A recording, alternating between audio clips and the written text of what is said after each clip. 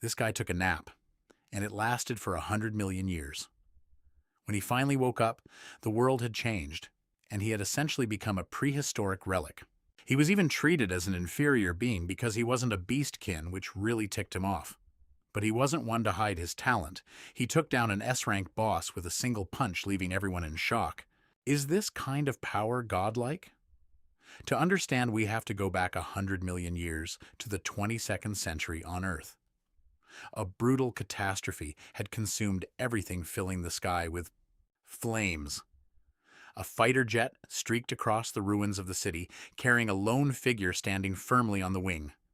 He softly murmured, "Finally found you." Without hesitation, he dove from thousands of meters up, ignoring the wind howling around him.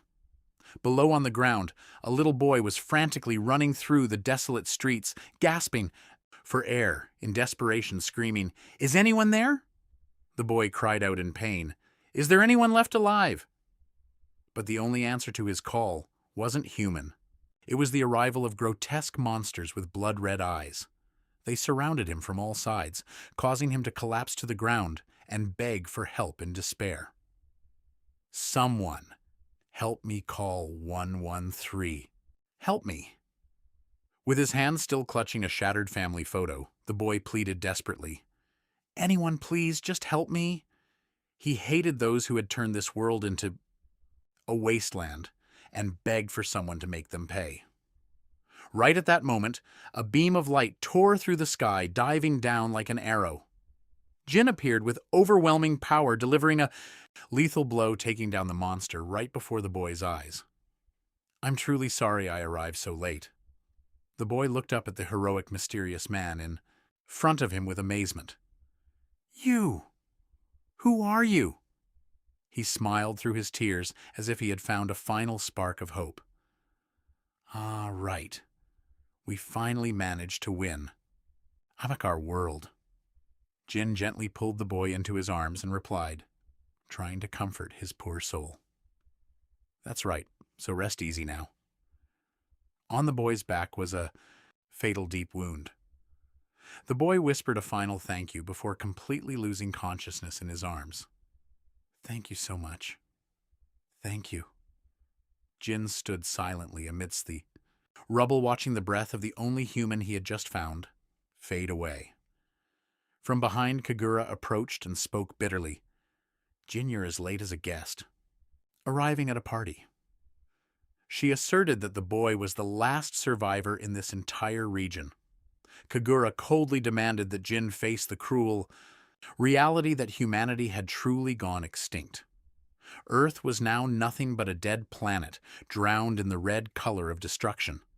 Those hideous, mutant monsters and the corrupted ones born from long-term environmental pollution had wiped out every civilization. They possessed such incredible regenerative abilities that even nuclear weapons couldn't wipe them out. However, the last remaining scientists never intended to give up. By continuously performing brutal experiments on human bodies, they finally found a special tool to launch their counterattack. Kagura looked down at the ruins, her voice filled with despair. "It's over. There's no one left to save. Let's go." Seeing the body of the last survivor lying there, he bitterly admitted that the two of them had indeed arrived too late. However, Jin still stood firm, his gaze fixed on the distant horizon. There is still something worth protecting.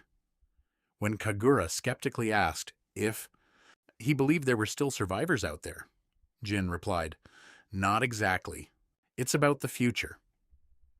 Kagura looked at the microscopic particles and asked, "The nanomachines you worked so hard to create. They have the ability to heal the environment, don't they?" Jin confirmed. That was true. That nano-army would not only nullify the regenerative abilities of the corrupted ones, but they would also trigger a restoration process for this planet. Jin believed that one day, this planet would recover its original beauty, and at that very moment, a new civilization would surely blossom, just as humanity once did. Hearing those hopeful words, Kagura could only let out a sigh. That sounds like a distant fairy tale. Kagura was the most rational, overly realistic one of the group. But for Jin, that was more than enough. He stood silently amidst the rubble, smiling peacefully, because just that tiny spark of hope was enough to keep him on his journey. Jin understood clearly that the power he possessed could become absolutely essential for the future. He decided to step into the hibernation pod, betting everything on a distant future. Kagura looked at her partner silently, thinking that trusting in those words might actually be the key to saving the whole world. He told himself just being able to pass on a chance to the next generation is enough. After that, he decisively pressed the button to start Jin's eternal sleep. The hibernation system was officially activated, marking the beginning of a journey through time. Behind the cold steel shell, the numbers on the gauge began to skyrocket, marking the passage of hundreds then thousands of long years. Earth was still a hell on Earth, where hideous mutant creatures ruled, scouring every ruin and dead zone. Time just kept passing. The number had hit the millions. Under the influence of the nanoparticles, the atmosphere gradually changed. The fiery red of destruction retreated, giving way to the green of hope, oceans, and plants.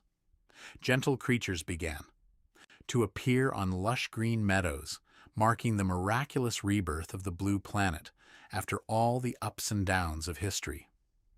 100 million years later, after an endless amount of time had passed since the day Jin fell into deep sleep, the system suddenly issued a notification. Access code confirmed. It began the wake-up procedure.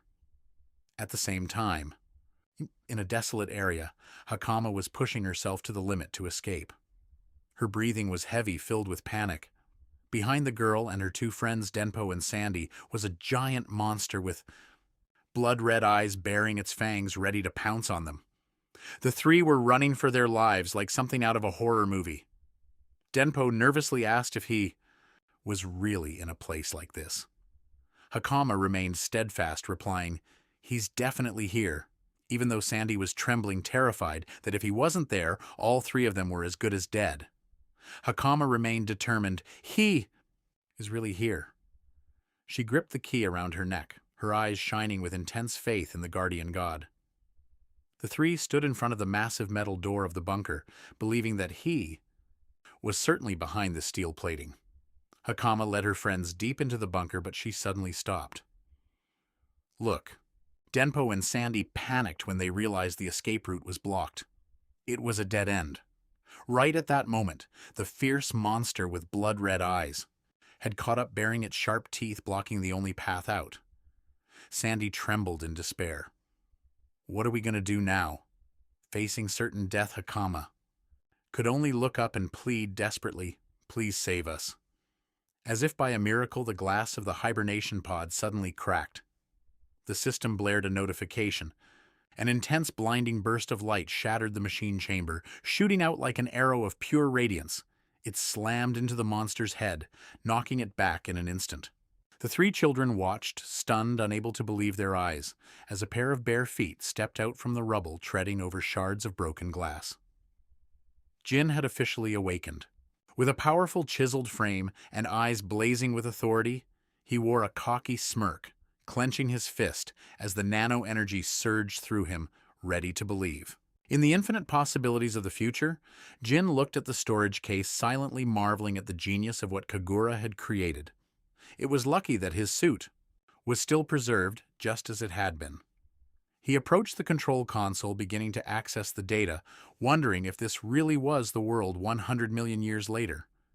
Even though most of the important data was heavily corrupted, Jin couldn't help but be surprised that this shelter had managed to hold out for such a long, drawn-out time. He silently guessed it was all thanks to the presence of nanoparticles in the air.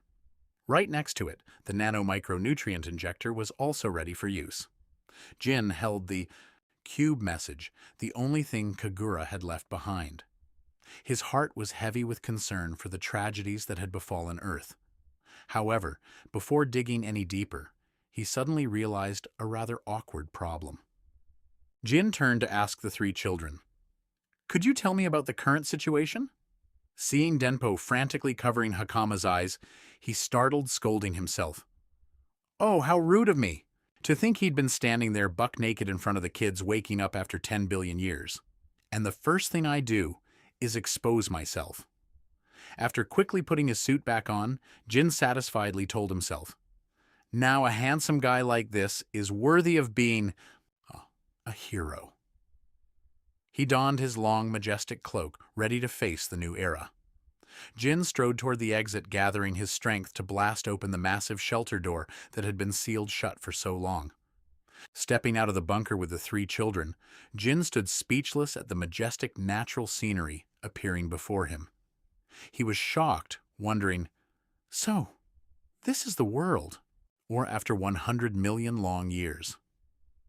Before him was a lush green land with rolling mountain ranges and winding rivers. There was absolutely no trace left of the era he once lived in. While Jin was lost in wonder, Hakama gently tugged at his cloak and called out, "My lord guardian deity." Hakama waved her hand to lead the way, urging, "Please, follow this path, stay close to us." Watching the three children running ahead, Jin couldn't help but be suspicious. He wondered if these were really humans when humanity should have been extinct since the previous era. Perhaps throughout that long stretch of time, they had evolved to have human-like forms, thanks to the impact of the nanoparticles in the air.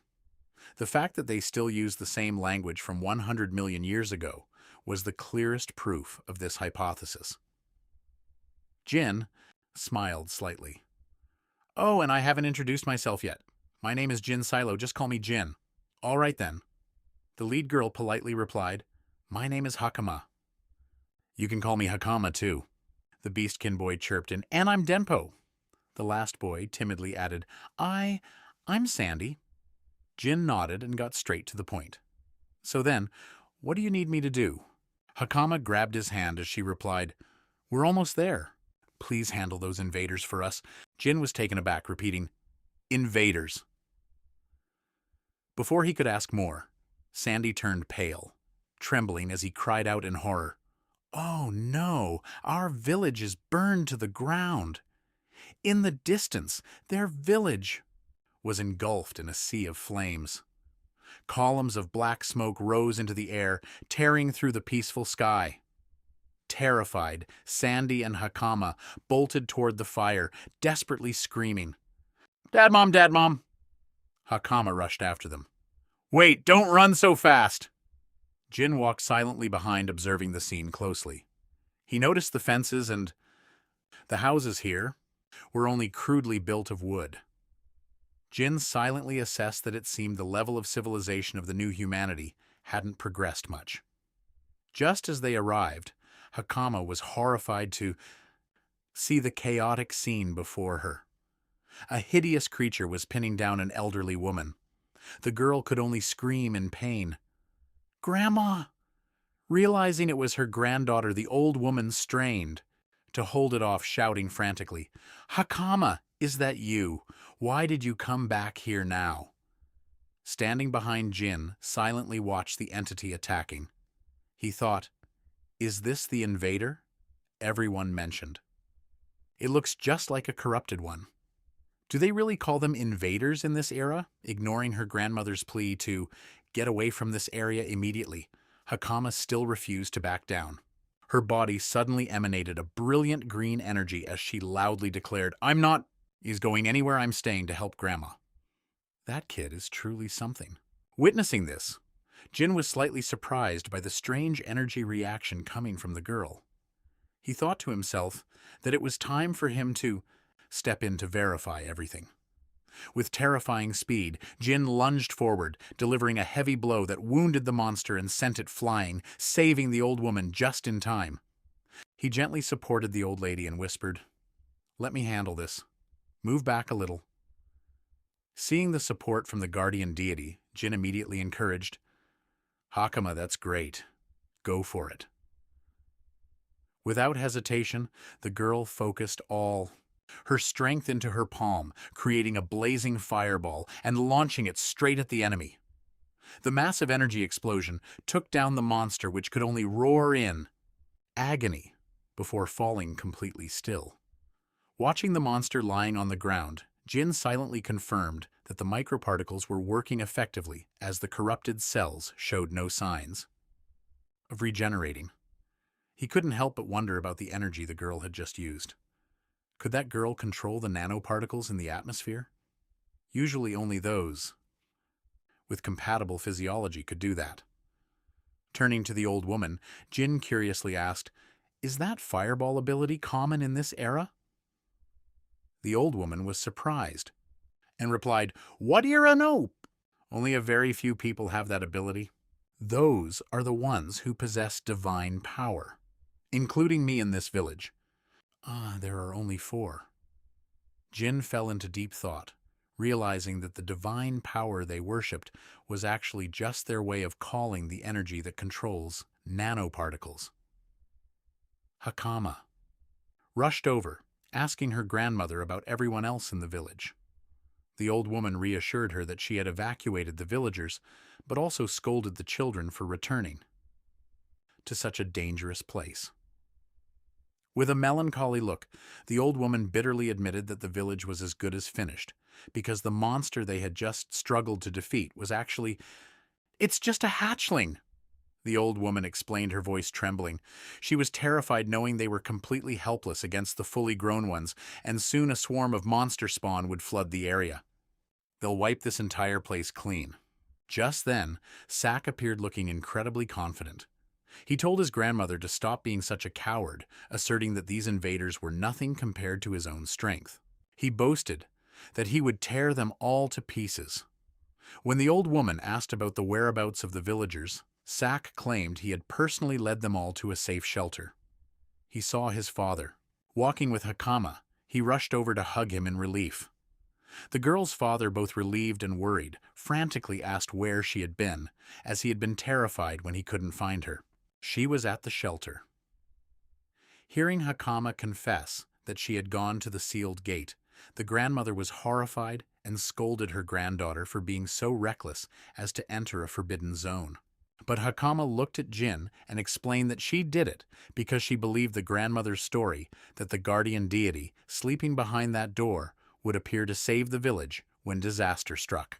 The old woman looked Jin up and down with deep suspicion. She secretly thought to herself, "He doesn't look like a guardian deity at all." Standing nearby, Sak also spat out words of contempt. He mocked the idea that someone from a lower species like Jin could be a protector telling everyone to stop spouting nonsense. Talk about arrogant. He's about to get slapped down. That comment made Jin pause for a moment, and he repeated it with a thoughtful look. "A lower species, you're mocking me, are you?" Sandy quickly spoke up to defend him. Hey, this person really is our guardian deity." But Sak retorted coldly, "What are you talking about? You were so worried about where I was, and it turns out you were with Hakama." He stepped closer to Jin. He pointed directly at Jin's head and sneered, "Look at his ears. He's just a lowlife with no beastfolk traits at all." Sak insisted firmly that Jin had just happened to be wandering by, and the kids had made a terrible mistake. Even though Sandy insisted that Jin had personally defeated an invader, Sak just sneered, "That one, I could have taken it out in one hit." He pointed his razor-sharp spear toward Jin and warned him in a harsh voice, "Listen close. This is an internal matter for our village. We don't need some low-class outsider meddling." Having said his piece, Sak turned and walked away, not forgetting to add a threat. "Don't you dare interfere." When his father asked in a panic where he was going, Sak declared loudly that he was going to exterminate the giant monster at its root. He looked back, spewing more contempt. "The rest of you just stay here and tremble." The old woman angrily scolded, "You fool!" Then she turned to urge the children to run for their lives. The old woman looked at Jin with eyes full of both gratitude and desperation. "Listen, I don't know who you are, but thank you for helping the children. If you don't mind, could you please take them onto the shelter with my son?" She decided she had to chase after Sak and play this final gamble. But Jin unexpectedly spoke up. "Sorry, but I'm not a babysitter for your lot. The comment left the old woman stunned. Jin coldly asserted, "I have my own pride too. I can't just stand here and let him call me a lower-class pest forever." Looking at Sak as he walked away, Jin gave a chilling smile. Fine, let him go offer himself up as a snack. From the water's edge, a giant monster with rough skin and glowing red eyes emerged, its roar shaking the entire sky. Facing the brutal creature, Sak didn't show an ounce of fear. Instead, he was filled with arrogance. He gripped his spear, let the blue lightning cover his body, and loudly proclaimed, "Hey, you monster! I am the one who will shoulder the fate of this nation, a warrior destined to become a holy knight." Looking at the hideous monster gnashing its teeth before his eyes, Sak mocked it with contempt. "You're only at this level as an invader." He poured power into the tip of his spear, lunged straight toward his target with incredible speed, and roared, "Don't get in my way! Let me handle this solo!" A lightning strike landed, causing the monster to howl in desperate pain. The battle grew increasingly intense as other monsters began to surround Sak from all sides. Amidst the enemy encirclement, he constantly swung his spear, creating sharp slashes with blue energy, and shouted, "You're all in my way!" Sak was completely confident in his own strength. He gritted his teeth, asserting, "This single slash of mine is enough to finish you off." Sak gathered. Momentum leaped into the air and poured all his power into the decisive blow. "Take this." A clean slash passed straight through the giant monster's body. Sak landed with a triumphant smile, watching the monster collapse with a horrific scream, then go completely still. But Sak's smile quickly vanished when the deep wounds on the monster's body suddenly closed. The tissue twitched and began to heal at a terrifying speed. Sak turned pale, stuttering in disbelief at what he was seeing. The cuts on its body, are they regenerating? Immediately, a massive shadow loomed over him. The monster swung its razor-sharp claw, dealing a lightning-fast blow that left Sak only enough time to curl up and brace for the impact in desperation. At the last second, a familiar figure suddenly appeared, blocking the way in front of Sak. Jin stood there calmly facing the giant monster with a glowing nanotech shield covering his arm.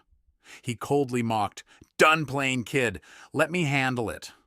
Sak was stunned, sweat beading down his forehead as he looked at the back of the man he had just despised.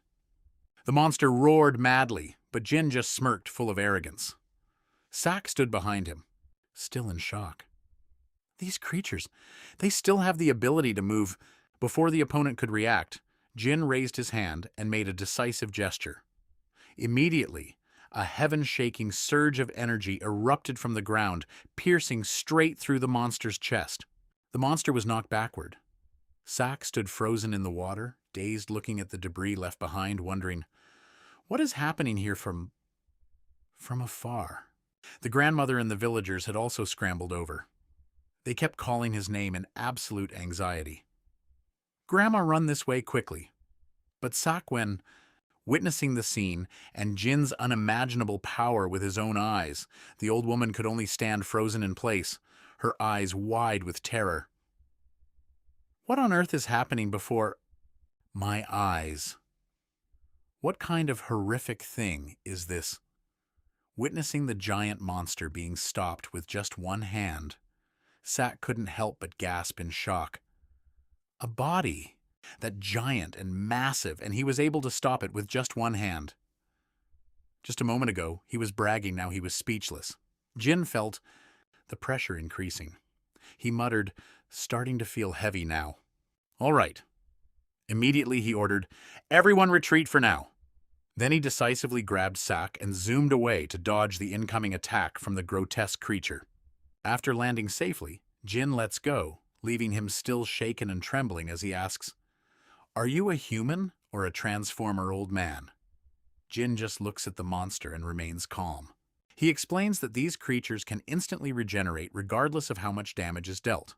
He asserts that this is exactly why nanoparticles must be used, to completely seal off their ability to regenerate. Hearing such a strange term, Saku asks blankly, "Nano, what?" Jin explains that it is what people in this era still refer to as divine power. He doesn't forget to comment on the boy's previous effort. "Your attack just now wasn't bad. It's just a shame it was too shallow," before it could trigger the regeneration blocking effect. Overwhelmed by that power, Saku trembles and asks, "Are you truly the legendary guardian god?" Jin coldly replies, "I am no god. However, there is one thing I need to make clear to you."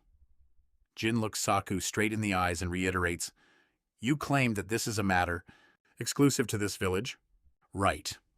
Even though Saku tries to brace himself and shouts to affirm his stance, "Yes, that's right, and that's why Jin cuts him off decisively. "You're dead wrong." He lunges toward the monster, which is roaring crazily, and declares that in reality, this is his own personal problem. The monster bares its sharp teeth and roars fiercely as it faces Jin's attack. Jin lunges forward with incredible speed, his cold eyes focused intensely on the target. He declares decisively, "Stay still now. Let me fix a little technical glitch." With just a snap of his fingers, streams of nano energy erupt, violently raining down and catching the monster off guard, leaving it disoriented. Jin coldly exposes the truth about the enemy's origins. "These monstrosities were born from our own stupidity." Clenching his fist to gather strength, brilliant blue electricity begins to cloak Jin's arm. He solemnly asserts his responsibility.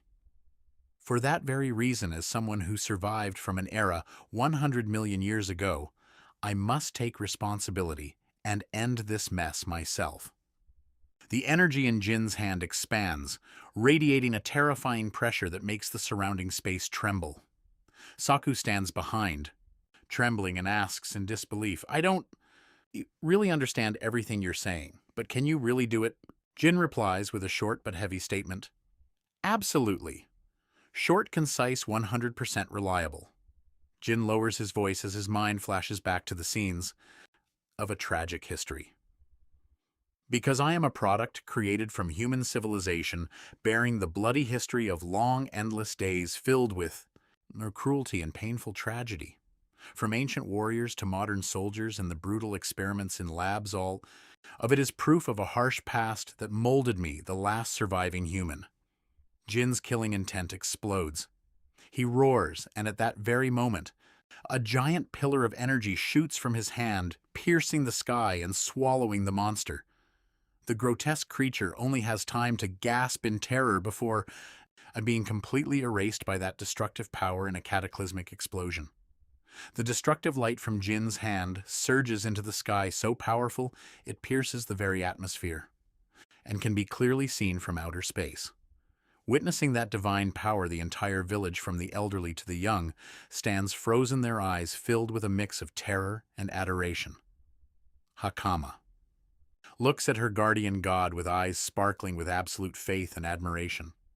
Her heart is filled with emotion, knowing the village has truly been saved. As the dust clouds gradually fade, the torn sky reveals a patch of clear blue.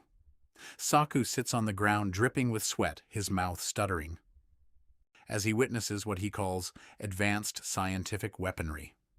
Jin casually brushes the dust off his shoulder as if he had just done something obvious. Then he turns his head with a cold gaze and says simply, "Done." The tension leaves his body, but the entire cataclysmic battle has been caught by a stranger from the bushes. A girl with orange hair and glasses is secretly observing through a lens. She had been sent here to investigate the new invasive species appearing in the Kodama village area, but accidentally witnessed an unimaginable scene. She is stunned, wondering, what is this? Even the captain couldn't do something like that. Realizing the gravity of the situation, the girl resolves to return to the capital immediately with an expression full of both excitement and anxiety. She stands up to prepare for the journey to report this shocking event to the guild leader. Jin opens the message cube. Kagura's voice rings out, breaking the silence. "Can you hear me?" Jin. Kagura continues in a deep, melancholic tone. If you are listening to these words, then perhaps I no longer exist in this world. What a drama queen. Not being an actor is a waste. But right after that, he changes his tone full of smugness.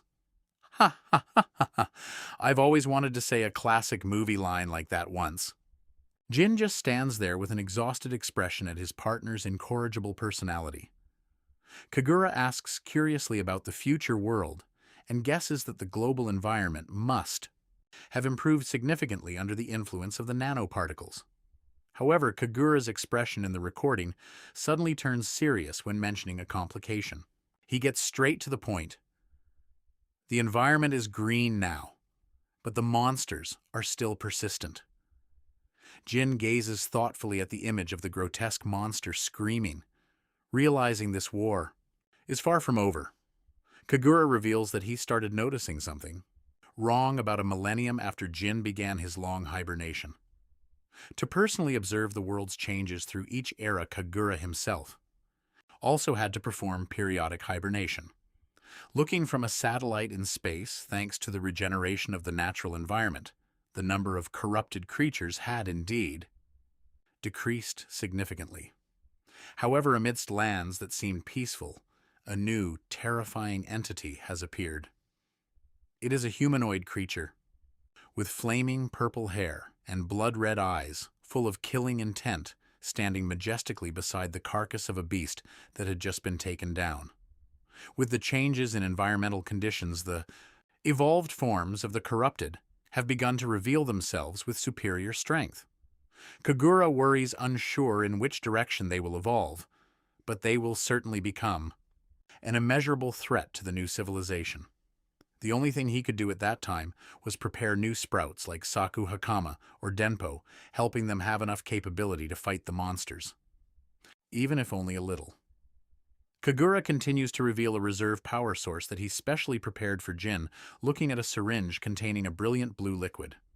Holding the tiny syringe, Jin couldn't help but feel skeptical. Is this really meant to be a source of power? Kagura explained that once activated, the nanoparticles would automatically resonate and guide him through the operation. Without a moment's hesitation, Jin plunged the needle into his arm, letting the stream of nanoparticles enter and spread through his veins.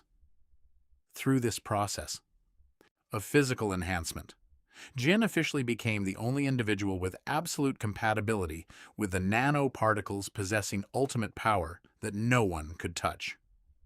Feeling the new flow of energy surging within, Jin reached out his hand, amazed to see a razor-sharp blade gradually forming from rings of glowing energy. He quickly realized, so this is the ability to create materials by restructuring the shape of nanoparticles. Holding the handy tool he had just created, Jin silently marveled at the effectiveness of this technology. Kagura revealed that he had hidden similar upgrade energy sources at secret research facilities scattered across the planet. Scattering these energy sources was a precaution in case they fell into the hands of the corrupted or were all destroyed at once. Above all, Kagura wanted Jin to personally set out to explore the vast world out there, because even he could not foresee the level of danger the corrupted would pose in the distant future. Kagura smiled, delivering his final message in the recording: "Don't worry about a thing, just go out and enjoy the view. Have a good life." Looking at Jin with eyes that were gentle yet filled with regret through the virtual reality screen, he added, "I won't be able to stay by your side to see it all with you. Man, this partner of mine is getting a bit cheesy." Jin thought, brushing aside his personal emotions, smiling as he placed his final hope in his partner. "Everything depends on you, Jin." The message ended. Jin stood silently gripping the cube in his hand, replying softly as if making a solemn vow, "I understand." Just then, the voices of Hakama and Denpo called out from behind, "Lord Guardian." "So, that's where you were." Denpo rushed over, breathless, reporting that everyone in the village was frantically searching for him everywhere. Hakama grabbed Jin's hand, urging him, "Please, you must return. The party can't begin without the guest of honor. As he walked, Jin's gaze suddenly froze when he saw the necklace that Hakama was wearing. He was inwardly astonished to recognize its familiar shape. "Wait, isn't that the research lab key being worn as jewelry?" Jin asked the girl about the origin of the pendant. Hakama didn't hesitate to explain that her family had received it from a great scholar from a long time ago. She touched the copper key on her hand lovingly and continued, "It's an amulet passed down through many generations. People say that if the village ever falls into great danger, this item will guide the guardian to come and protect us." Hearing this, Jin smiled slightly as all his questions were answered. So that's how it is. No wonder she was able to get inside. He watched the backs of the two children leading the way and told himself he owed them a great debt. All three returned to the village, where a lively party was taking place around a blazing bonfire. Cheers echoed through all the paths. "This way. Come on, hurry up." However, amidst the festive atmosphere, Jin's arrival was still met with suspicious glances from some villagers. They stood in groups, whispering to each other. "Is that really you, the legendary guardian?" Another beastman took a sip of liquor and sneered with contempt. "Are you guys kidding me? Look at him, no matter how you look at it, he's just a nobody." Amidst the excitement of the party, the whispers continued from the side of the beastmen sipping their drinks. "Looking so scrawny, yet he wants to be a hero." But as soon as they saw Sax walking over with a serious expression, their attitudes instantly changed. Sax barked at them. "Watch yourselves. Stop with the opinions." The crowd gathered around in a panic, asking, "Are you okay, sir?" They then turned and bowed to apologize to Jin. "We are truly sorry. For our rudeness, our Lord Guardian is truly extraordinary." Seeing this, Jin could only sigh in frustration at the villagers' 180-degree turn in attitude so different from their initial contempt. Just then, the village chief and Hakama's grandmother approached Jin with an extremely respectful attitude. The chief bowed very low and said sincerely, "Chief, allow me to speak on behalf of the village once again. We would like to send you our deepest gratitude." He admitted bitterly that without Jin's timely appearance, the entire Kodama village would certainly have been completely wiped out. Both expressed their desire to repay this great debt, but Jin only smiled calmly. "Don't worry too much about that. However, if you really want to, I don't need material things. What I need right now is information." Jin expressed directly, "I want to know, in detail, about the current state of this world." The village chief and the old woman were slightly surprised by his broad question. After a moment of contemplation, the old woman suggested, "If that's the case, then you should make a trip to the royal capital." She explained that the royal capital is the seat of the king who rules the kingdom of Kamosha, the Great. It is a place where people from all regions gather, so they will certainly have a clear grasp of all the news about the world outside. Their Kodama village also often sends people there to trade the specialty silk made from woodworms. The old woman honestly shared that although the road ahead is long and full of danger, she believes that with the abilities of a guardian, it won't be too much of a problem for Jin. Noticing that Jin was still hesitant because he didn't know the way, she patted her granddaughter's head and suggested, "Please, let little Hakama go with you as your guide. Besides, she has her own business to attend to in the capital." When Jin asked about the girl's business, the old woman revealed a major secret. "You must have seen it with your own eyes. This child has the ability to use divine power." She explained that in the royal capital, there is an academy specializing in training and helping people develop this type of divine power. Even though she had intended to give up due to recent turmoil, she still hoped Hakama could enroll as planned. Jin was briefly surprised to realize that schools still existed in this era. Just then, a loud shout rang out, cutting off the conversation. "Wait! Everyone wait a minute!" Sax pushed everyone aside and loudly declared, "I am the one who is more qualified to lead." With the guardian deity now serving as his cover, he boasted confidently to his grandmother about his plan to join the ranks of the holy knights in the capital. However, the old woman immediately poured cold water on his enthusiasm by reminding him that he couldn't even pass the entrance exam for the academy. Enraged, he shouted, "You old hag! What did you just say? Isn't it true that as long as you have divine power, you get in?" The old woman calmly explained that beyond raw power, candidates must also pass a written exam. Jin thought to himself, so that's it. Sax was always a bit of a blockhead, which is why he failed. The ancestor was too rich, but also too right. He began to feel curious about the title of Holy Knight and the world out there. Meanwhile, in a deserted forest, an urgent report was sent to a commander riding a horse. A giant monster, and it was wiped out that quickly. Huh. The commander asked skeptically if it was really true. The scout girl confirmed it firmly and stated she was on her way to report it to the guild master. The commander fell into deep thought. He had assumed that without a holy knight, it would be impossible to take it down, so he had come here on his own without waiting for orders from the guild. To his surprise, someone had already finished off the monster. Just as the girl was talking about the coincidence, a gruesome beast suddenly lunged from behind, intending to attack her. Instantly, the commander swung his sword, delivering a fatal blow that tore the creature's body apart in a flash. Watching the monster collapse, he coldly remarked, "If what you said is true, then this is truly getting interesting." He flashed a mysterious smile and declared, "Fine by me. Let's meet and see just what kind of skills they have." The morning sun gently bathed the peaceful village. Jin stood on the balcony gazing into the distance and exclaimed, "What a beautiful early morning. The air is so fresh and pleasant." Looking at the lush green mountains and the winding river before him, he reminded himself that he never thought there would come a day he could witness such beautiful scenery with his own eyes. In the quiet moment, Jin's heart tightened with longing for his old partner. If only Kagura could see this with me. Just then, Sandy shyly approached from behind, clutching a bundle of clothes, and whispered, "My lord guardian deity, please put these on."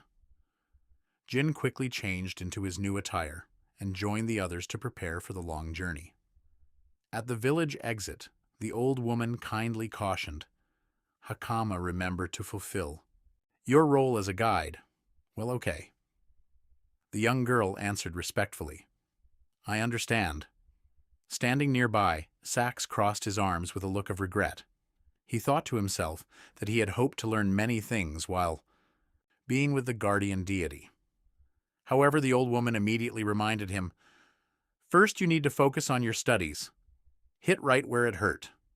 Sax snapped back, "Enough." Seeing this, Jin stepped forward, looked at Sax, and encouraged him. "You're Sax, right? Your movement techniques yesterday weren't bad at all." He smiled and added, "I'll be waiting for you at the royal capital." These words of recognition from the guardian deity deeply moved Sax. He clenched his fists tightly and vowed, I will definitely come. I will study with all my might." Meanwhile, Hakama's father approached to entrust his daughter to Jin. "Guardian deity, please take care of Hakama for me." He knelt down, hugged Hakama tightly, and affectionately advised her, "Hakama, just stay healthy, and that's all that matters." After saying goodbye to the villagers, Jin threw his backpack over his shoulder and decisively declared, "Well then, I'm off." He waved goodbye to everyone in the village one last time, and officially set off with Hakama. The two traveled through dense forests, following a small stream along the path. The journey continued through vast, untouched lands beside long, winding rivers. When sunset fell, they stopped to rest by a majestic waterfall that sprayed white foam. The next morning, when the first rays of sunlight appeared, Hakama excitedly pointed ahead, guiding Jin deep into the overlapping mountains toward the royal capital.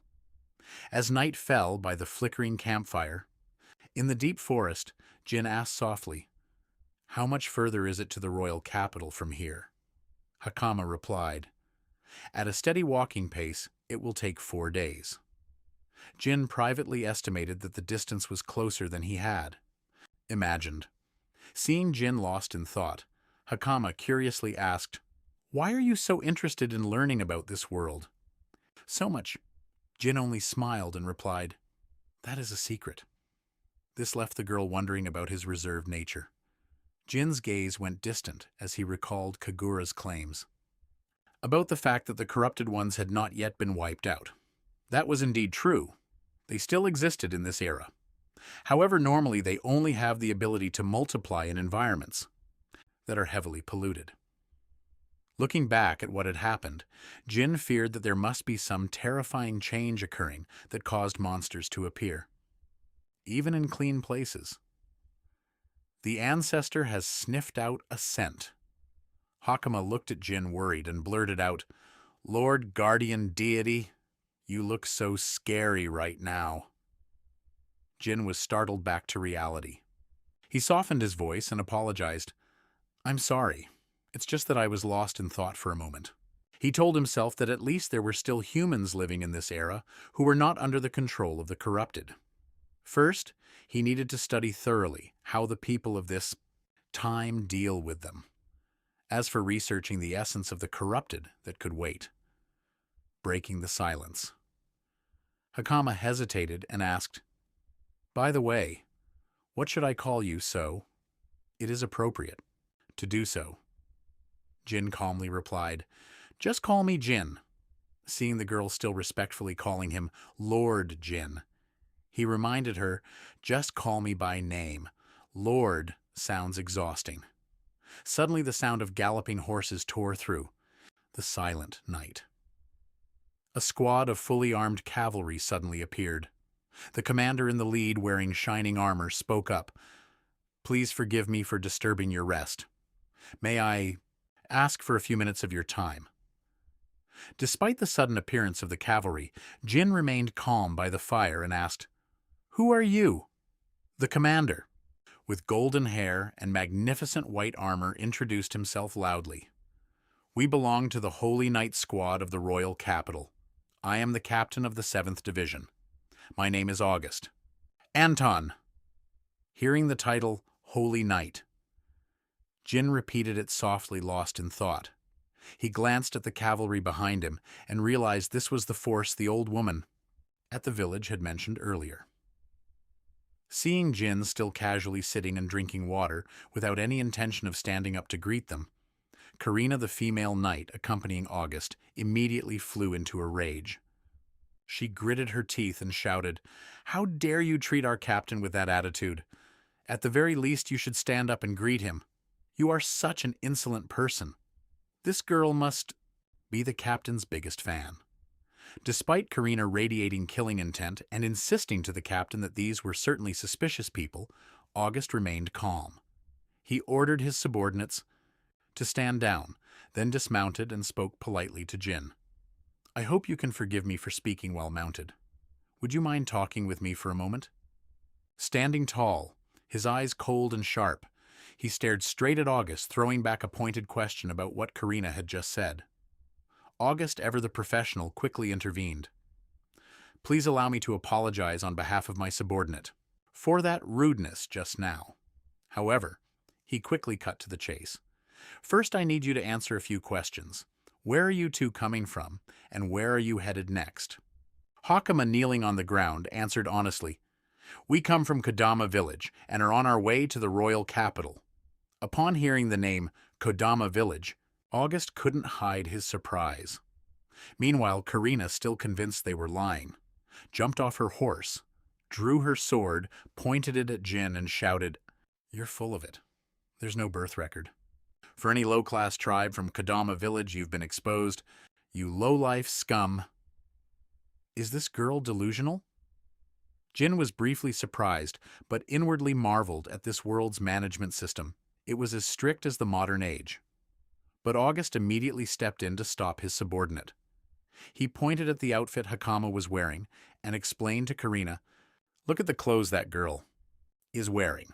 That is a specialty of the Kodama region. It's Kodama silk. Even in the capital, it sells for a very high price because it's considered a luxury fabric. August concluded that silk garments for children were extremely rare on the market, so her being from Kodama village might actually be true. However, his eyes suddenly turned cold and suspicious as he looked toward Jin. August slowly drew his sword from its sheath, the blade gleaming as he pointed it straight ahead. You, however, are completely different. The clothes you are wearing look strange. What country do they come from? He continued his interrogation with a pressure-filled tone, noting that on the route, from Kodama village to the royal capital, there had been a string of robberies by bandit gangs. They often used children to steal goods, a situation. That looked exactly like the two of them. August assertively claimed that bandits often pretend to be innocent to ply their trade. Despite Hakama panicking and protesting, "We didn't do it," August coldly declared, "We will be the ones to pass judgment on that." Faced with the threat from the knights, Hakama suddenly unleashed her power. A brilliant blue current of electricity covered her body.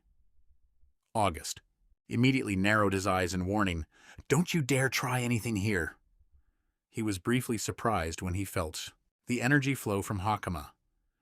"Who would have thought you possessed divine power? You look like you have quite a bit of potential." Standing to the side, Jin watched the opponent quietly, inwardly assessing him. "So, this is a holy knight. I see now. He really is quite strong." August channeled his divine power into his sword, making it glow with a brilliant, threatening light, pointing the tip of the blade right at Jin's face. August urged, his voice heavy. "Answer me now! Where on earth did you come from?" He issued a final, steely threat. "Depending on your testimony, I will decide whether to execute you right here and now." Jin still stood motionless, his deep blue eyes staring intently at his opponent without showing a shred of fear. After a long, relaxed breath, Jin calmly gave his answer, "From Kodama village. That's all. Why ask so many questions?" His words left Karina stunned. "What did you say?" Then she immediately brushed it off with clear disgust. "That's obviously a lie." But contrary to his subordinate's hot-headedness, August unexpectedly sheathed his sword and fell into deep thought. "I see." This sudden action left Karina completely baffled, and she asked, "Wait, Captain, why? Did you let him go?" August turned to look at Hakama and asked again to confirm, "You're not lying, are you?" With a resolute gaze, the girl spoke up clearly. "Jin is truly the guardian deity of our Kodama village." The title guardian deity left August surprised.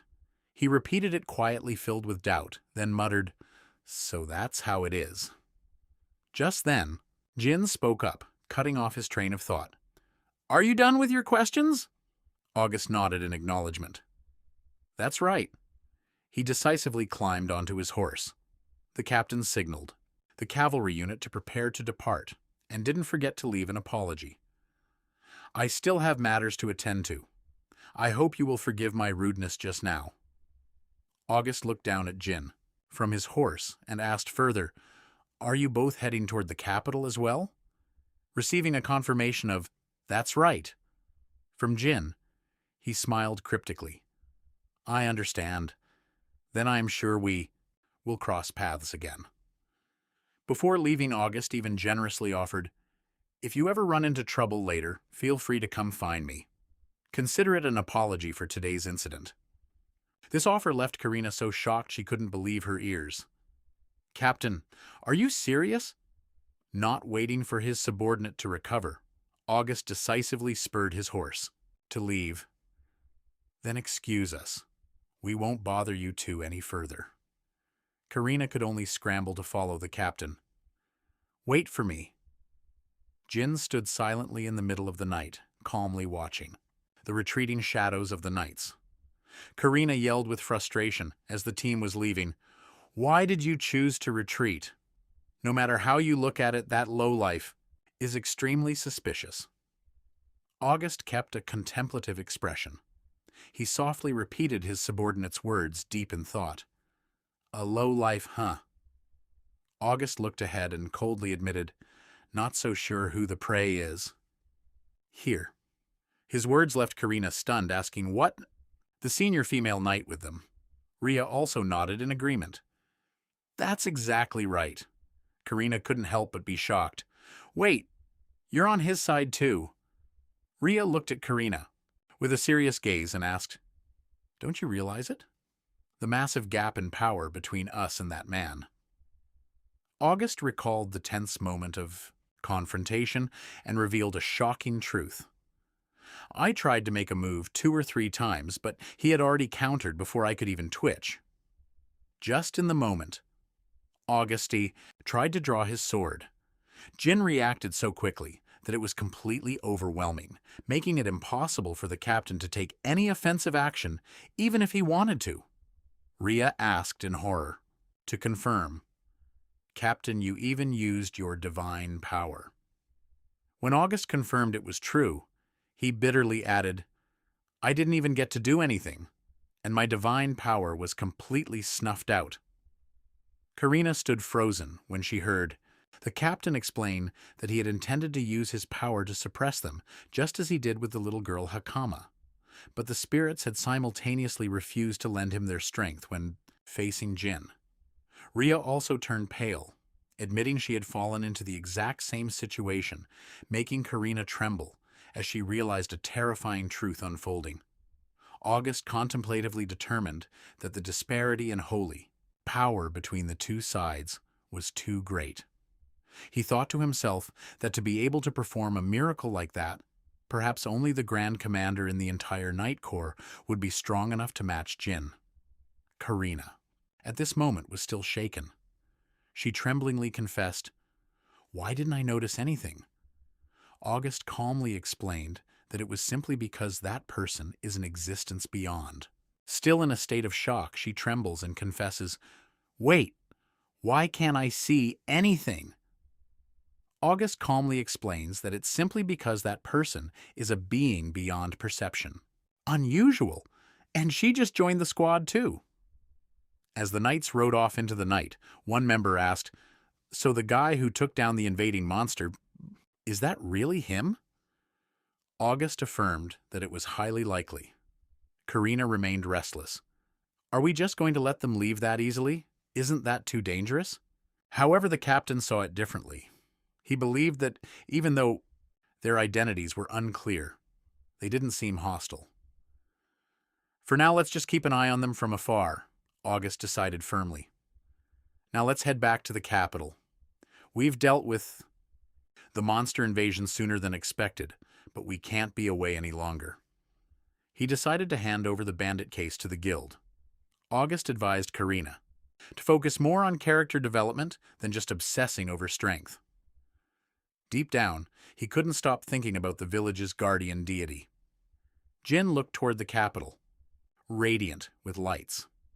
August secretly mused, if that person becomes our ally, they might just be the key to solving the most difficult problem this kingdom is currently facing. The next morning, Jin and Hakama continued their journey under the brilliant sun. Jin smiled faintly to himself. Yesterday was quite the interesting encounter. Hakama asked curiously if all the knights in the capital possessed power as formidable as theirs. Jin shook his head. Not at all. They are exceptional cases. He explained that holy knights are an elite group carefully selected from the very best of the knighthood, and the 2 they met yesterday were among the top tier of that elite corps. Jin remarked, they're just using nano more skillfully than others. When Hakama looked confused about spirit arts, Jin explained it was a technique to summon spirits from the elements, a form of pure power to borrow strength from them. Jin realized that what the people of this era called spirits were actually the nanoparticles he was so familiar with. In their eyes, science had become nothing more than a far-fetched fantasy story. Watching Hakama walk along happily, Jin recalled the insults from before and wondered, Even the whole lower race thing, huh? He chuckled and remarked, "Ha ha! It seems this era is home to countless different races, doesn't it?" Hakama nodded and explained, according to her grandmother's stories, that because their habitats had shrunk so long ago, everyone's bodies had to gradually change to adapt to where they lived. This had created diverse races like the merfolk or the insect kin that Jin had seen. This girl knows a lot about sociology, Jin mused. If this evolution was caused by environmental impact, that would mean there were survivors from 100 million years ago who evolved into their current forms. He set aside his vague thoughts and asked Hakama directly, "So those who didn't evolve are called lower class?" The girl sadly confirmed, "Yes, that is the reason society looks down on them. They consider them backward, refusing to adapt to the environment." Hakama revealed a painful truth that most people sold into slavery belong to the lower races. Jin was shocked to realize that slavery still existed in this world. However, Hakama remained firm in her conviction. She believed that in reality, there wasn't a major difference between them. Treating people poorly just because they were slightly different from the majority was absolutely wrong. Faced with that, kindness, Jin smiled and praised her. "You really are a good kid." Suddenly, a strange sound cut off their conversation. From the bushes, a raspy voice rang out. Desperately, "Save me." A teenager with blue hair, his body covered in wounds, stumbled out and collapsed right in front of them. Hakama panicked and ran over to check on him. "Are you okay?" At that moment, Jin's eyes froze as he scrutinized the boy's features. Looking at the bruised body and the shallow breathing of the person who had just fallen, Jin was secretly startled when he saw the boy's ears. He was stunned to realize they weren't the beast-like ears common in this era, but a completely normal pair of human ears. It was incredibly strange. Hakama anxiously supported the stranger who was gasping for air, while Jin quietly observed the bruises all over the other person's body.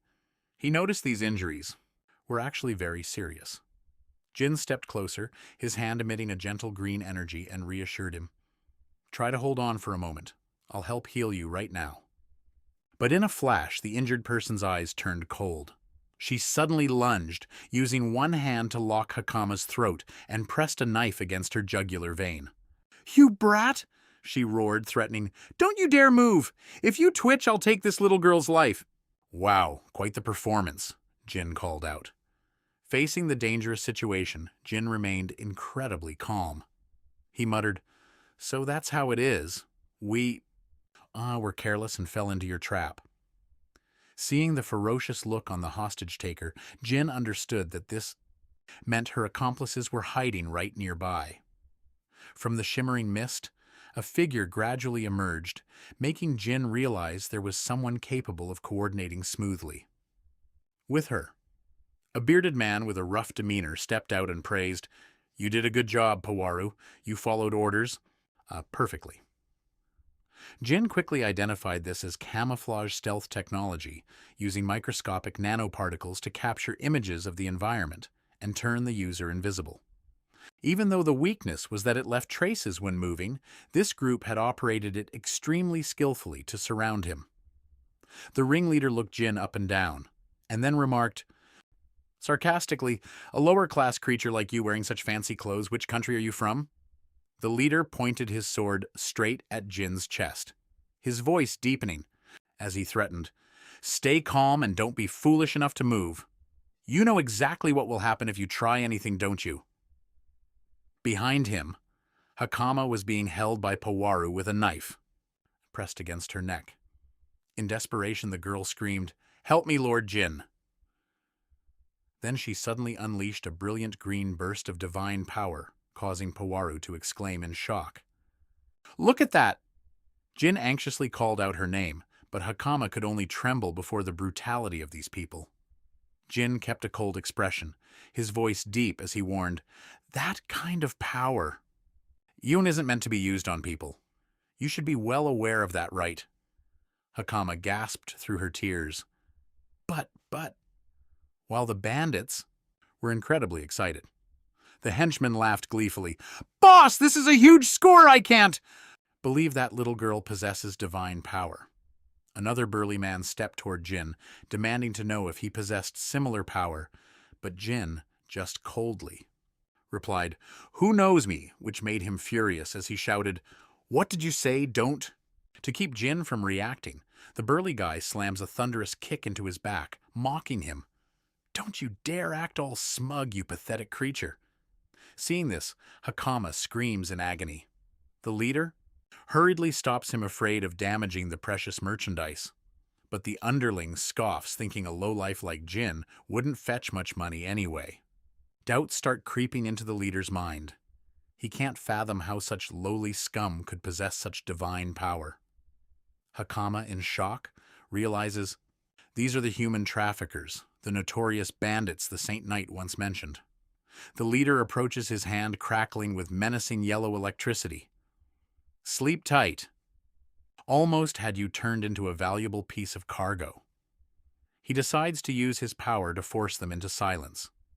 Hakama desperately realizes that if they keep getting captured like this, they are definitely going to be sold into slavery. The electrical surge from the leader's hand presses against the girl's face, ready to plunge everything into darkness. Hakama snaps out of the trance at Jin's urgent call. "Hakama, wake up already!" Seeing Jin right beside her, she asks frantically, "Lord, Jin!" Jin checks her condition with concern. "Are you hurt anywhere?" Hakama reassures him that she is safe and unharmed. But the more important issue right now is their situation. Jin looks around at the cold iron bars and wonders, where exactly are we locked up? He realizes this is the hideout of those who attacked them. In the distance, countless other iron cages hold innocent people with faces full of despair. Jin ponders while observing. It seems the others they captured are all being held here too. Seeing Jin in nothing but his boxers, Hakama asks embarrassedly, "But why are you in such a state of undress?" Jin explains calmly, "They stripped me clean because they found my clothes too strange. Luckily, they still left me my underpants." Truly an optimist in every adversity, Hakama is left speechless at his calmness, since he was always walking around naked in the lab anyway. He brushes it off and quickly changes the subject. "Let's put that aside for now. Why didn't you fight back at that moment?" She believes that with Jin's ability, he could easily take down those traffickers. Faced with her question, Jin remains silent with deep, calculative eyes. Combined with previous line, suddenly the sound of a door creaking open echoes from afar, along with a stranger's urge, "Finish this up quickly!" The cell door swings open. Pawaru enters with a tray of bread in her hands. Seeing they are both awake, she says coldly, "So, you've been conscious for a while now, haven't you?" Hakama roars in indignation. Facing that anger, Pawaru silently sets the food down and speaks with lingering resentment. "I don't care if this person hates me. I never dared to hope." Pawaru hangs her head, her voice filled with bitterness, "that I would be forgiven from the start." Thinking he's playing her inside the bars, Hakama grits her teeth and grips the bars, her eyes full of fury. Jin smirks slightly and calmly remarks, "That is truly too merciful." His words leave Pawaru stunned. Merciful, Jin thinks to himself. A true villain would never waste time worrying about whether they are hated or forgiven like that, or something along those lines. Jin quietly stands up, puts the food tray aside, and declares firmly, "All right, let's get started." Before the stunned eyes of Pawaru and Hakama, Jin uses his bare hands to grip the bars of the cage. He exerts force, bending them as easily as snapping dry twigs. Pawaru turns pale, not believing her eyes as she sees this man walk out of the cell so casually. Approaching Pawaru, Jin says in a low voice, "I've been waiting patiently for you. No one can eavesdrop on our conversation here." Pawaru trembles and asks back, "Waiting for me?" Before she can collect her thoughts, Jin gets straight to the point. "Where are they holding the person most important to you?" The question hits home, making Pawaru panic. "How?" Could you possibly know that Jin explains coolly that it was just his deduction? He admits that at first she even fooled him because the bruises on her body were completely real. However, Jin asserts that even a villain wouldn't beat their own accomplice this ruthlessly just to use them. Because of that, he saw through the situation early on. Jin realizes she is being threatened with violence to force her to do their bidding. Powaru bows her head, her shoulders shaking violently as her pain is exposed. Finally, she whispers, in despair, "My younger brother, they took him." Powaru chokes up as she continues telling her family's tragedy between sobs. "As for my parents, they were brutally murdered by those bastards." The horrific memory of her parents being killed flashes back, making her unable to hold back her painful tears. She screams in desperation, "So I was forced to protect the life of my younger brother at all costs. That is the only reason I did this." A tragic past, how heartbreaking. Witnessing the young girl's inner turmoil, Hakama can only stand there in silence, feeling deeply sorry for her. Jin's eyes suddenly turn dark. He growls with intense killing intent. What absolute trash. He's activated evil eradication mode. Seeing Jin still so calm, Hakama curiously asks, "So, did you intentionally let the bandits capture you to rescue them?" Jin doesn't deny it. That was part of the plan. But evil people are inherently stubborn and persistent. They are no different from stubborn grease stains. Before Hakama's confusion about the grease stain concept, Jin explains that if even one of them escapes, they will quickly multiply and continue to cause other calamities for innocent people. Outside the corridor, the Beastman guard hears strange noises and stops probing with suspicion. Before the guard can regain his composure, Jin coldly declares, "That's why, if I've decided to wipe them out," immediately he unleashes a lightning-fast kick. The heavy wooden door flies straight out, crushing the guard against the opposite wall and knocking him unconscious instantly. Jin steps out of the cell with an imposing air. He firmly asserts, "You must pull out the weeds by the root. Leave no trace behind. You have to sweep them away in the most thorough and ruthless way possible." A true cleaner. So cool. A billion years ago, during an era of civilization, with skyscrapers and complex light-speed highway systems, a boy with a face smeared with mud watches the world and tells himself, "I am the same." Looking at the big screen praising a hero who once dismantled a notorious drug gang, he secretly affirms, "I have always craved to uphold justice." Yet he soon realizes, one thing a world that still needs justice is actually just full of scum like humans, and they are multiplying everywhere. Facing the burly man, who is grabbing his collar, the boy only thinks to himself, "If I could live a normal life, that would be the most ideal thing. But the circumstances I grew up in don't allow that to happen." So he chose the path of violence to resolve everything. In the blink of an eye, he breaks the arm of the person restraining him, causing the underlings around. With his eyes glowing a fierce, bloodthirsty blue, he declared he'd clear out this vermin once and for all, then charged in to trample the scum without a shred of mercy. His hands didn't just defeat them, he wanted to destroy them completely. Just like that, Jin ruthlessly wiped out every piece of trash in his way, standing silently atop a mountain of the defeated. Until one day someone found him and told him he had been born into the wrong world. That person was Kagura, who reached out a hand and opened up a new destiny for him. Back in the present, even without any weapons or armor, Jin radiated an overwhelming killing intent as he casually dragged the bandit across the floor like a piece of trash. Watching the scene, the Beastman guards panicked and blocked his path, shouting, "Stop right there!" But they were all quickly taken out in a flash.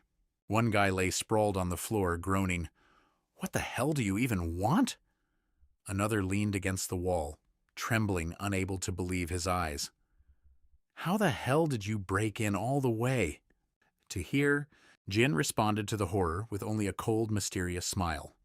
He unleashed a thunderous kick, sending a guard flying into the air. Jin moved, like a ghost, constantly launching powerful blows that left the bandits unable to react. He grabbed one by the body, leaving the others in absolute shock. The rest could only stand by and watch their comrade get overpowered in helplessness and fear. Cornered, the guard shook and screamed in despair. "You! What kind of monster are you?"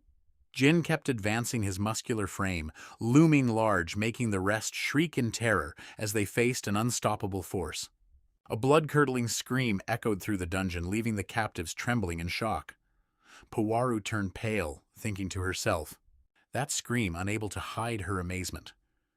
She turned to ask Hakama, the one accompanying him, "What kind of person is he exactly?" "Never seen the ancestor go all out before, huh?" Hakama replied clearly. "That is a guardian deity." Faced with Puwaru's disbelief, she reaffirmed, "Yes, a true god. Just leave it to Lord Jin. He'll handle everything properly." Hakama urged Puwaru to act quickly. "For now, just do as Lord Jin said, get everyone out of here." Although still, full of doubt asking if they would really survive, Puwaru worriedly mentioned the leader's power. "That guy, he possesses an incredibly vast amount of holy power. There is no way he can beat him with just brute strength." But right at that moment, the leader himself was trembling, backing away and begging in despair. Wait! Jin kept closing in. He pinned the guard with one hand and coldly asked the leader, "What is it you're craving money, right?" The leader stuttered, "Ah, no," and quickly flashed a pathetic, conciliatory smile. Pointing cowardly toward the iron cage holding Puwaru's younger brother, he pleaded, "If it's slaves you want, take them. Just spare my life." Jin went dead silent, his blue eyes glowing with killing intent at the disgusting offer from the human trafficker. Looking at the leader who was sitting on the floor beside his incapacitated lackeys, Jin growled, "Are you done making your excuses?" The leader shook violently, sweat pouring off him like rain as he witnessed Jin's overwhelming presence. He panicked, wondering, what the hell is going on? Why is my holy magic useless? The leader looked up at Jin with terror-filled eyes and gasped in hopelessness. "But this guy..." The leader backed away his mind, screaming in fear, "What kind of monstrous energy is he holding? I'm done for, but I still don't understand." Jin loomed over him with a look of utter contempt. "You're just a second-rate villain. Real heavy hitters would have run away immediately.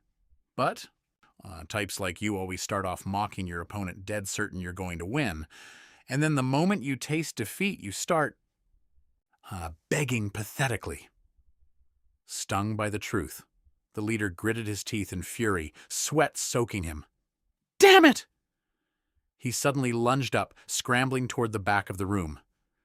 "If that's how it's going to be, I have no other choice." He screamed madly, his trembling hands grasping a lever. "It's not over yet, things aren't over yet." As he pulled the lever, a dry sound echoed. The heavy iron door slowly creaked open, revealing a giant black shadow lurking behind it. The leader boasted triumphantly, "I specifically acquired this at someone's request, a giant mutated monster with rough purple skin and bulging muscles," stepped out, crushing the stone floor under its feet. The most disgusting part was the mouth full of sharp teeth right in the middle of its chest, radiating a fiery red aura. The leader laughed triumphantly. "If honeyed words don't work, then so be it. I'll make you miserable and tear you to pieces." On its master's command, the monster roared, madly swinging a massive hand in a thunderous blow at Jin. A loud boom rang out, but instead of being crushed, Jin had blocked the monster's 1,000-pound punch with his bare hands. The force of the impact made the room tremble, but Jin stood as firm as a mountain. Witnessing this impossible sight, the leader could only gape, his eyes popping out in shock. Is the ancestor's badassery enough to make your jaw drop yet? Amidst the smoke and dust, Jin calmly looked straight at him and affirmed, "You see, I was born with an extraordinary body." Straining to block the monster's punch, he realized that, Compared to normal people, he seemed to possess far more muscle fibers. He kicked the monster, sending it flying. Looking at the hideous creature roaring before his eyes, he scoffed, "Is that all you've got?" Putting his full strength into it, he declared, "And now I'll use my holy power." He released a massive pillar of blue light, swallowing the monster and obliterating it in an instant. The leader collapsed to the ground, trembling, unable to believe his eyes when he saw that Jin could also use divine power so overwhelmingly. Jin loomed closer, standing tall before him, and coldly spoke, "So what are you going to do now, huh?" The leader was drenched in sweat, his face twisted in absolute terror. He stammered in despair. "Is it?" He clasped his hands, begging pathetically, "Could you turn a blind eye and spare me this once?" Pretty cocky at the start, aren't you? Now you're on your knees.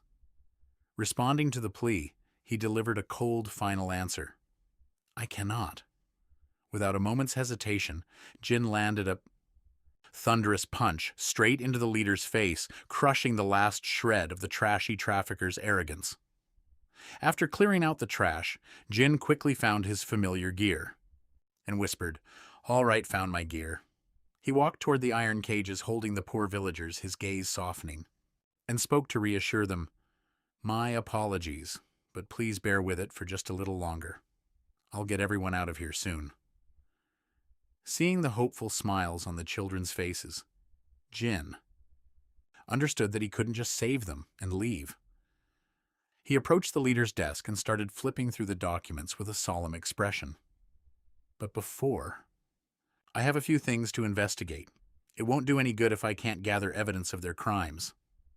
Suddenly he froze when he saw a piece of paper. Strange. This looks extremely suspicious.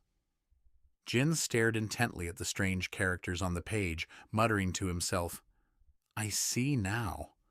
But immediately after he looked confused, with question marks appearing around his head. "What on earth is written here? I don't understand." A single word. He sighed, realizing he was completely illiterate in this new era. "I guess I'll have to get Hakama to teach me how to read this era's language." Walking past the leader lying pathetically on the floor, Jin couldn't stop pondering the real goal of the human traffickers. Still, what were they planning to do after capturing the degenerates?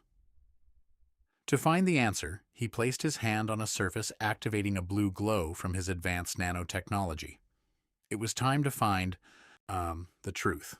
"I'll access the cameras from the nanobots floating around here." A series of virtual screens appeared before Jin's eyes, replaying image data. Anything from the past week should still be saved in here. In the recording, a man with a luxurious appearance was bowing respectfully unto a high-ranking noble. "But my lord, how do you intend to handle such a large haul?" The person standing opposite him replied coldly, "That is not something you need to concern yourself with." The man in the video flashed a mysterious smile, his eyes glinting with a cold, sharp light as he made an ominous declaration. "However, I suppose I will reveal one thing to you. There is going to be some fun in this kingdom soon." Jin quietly watched the entire conversation on the virtual screen. His face became extremely serious at the premonition of a major incident about to unfold. Leaving the dark basement, they entered a bustling town with high-rise buildings of classic architecture. A green-haired boy, looking disheveled, ran over in a hurry and shouted with joy, "Sister! Realizing!"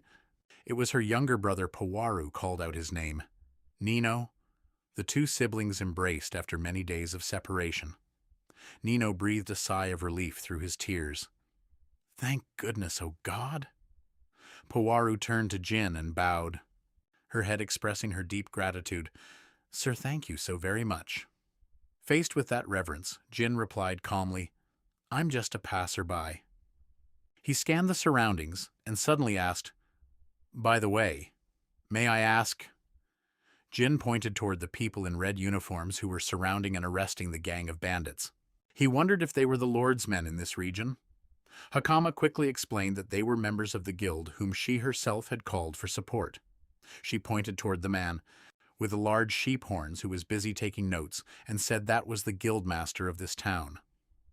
Noticing Jin's presence, the master immediately approached with a look of surprise and asked, "Are you the one who stepped in to resolve this incident?" Jin firmly nodded, confirming, "That's right."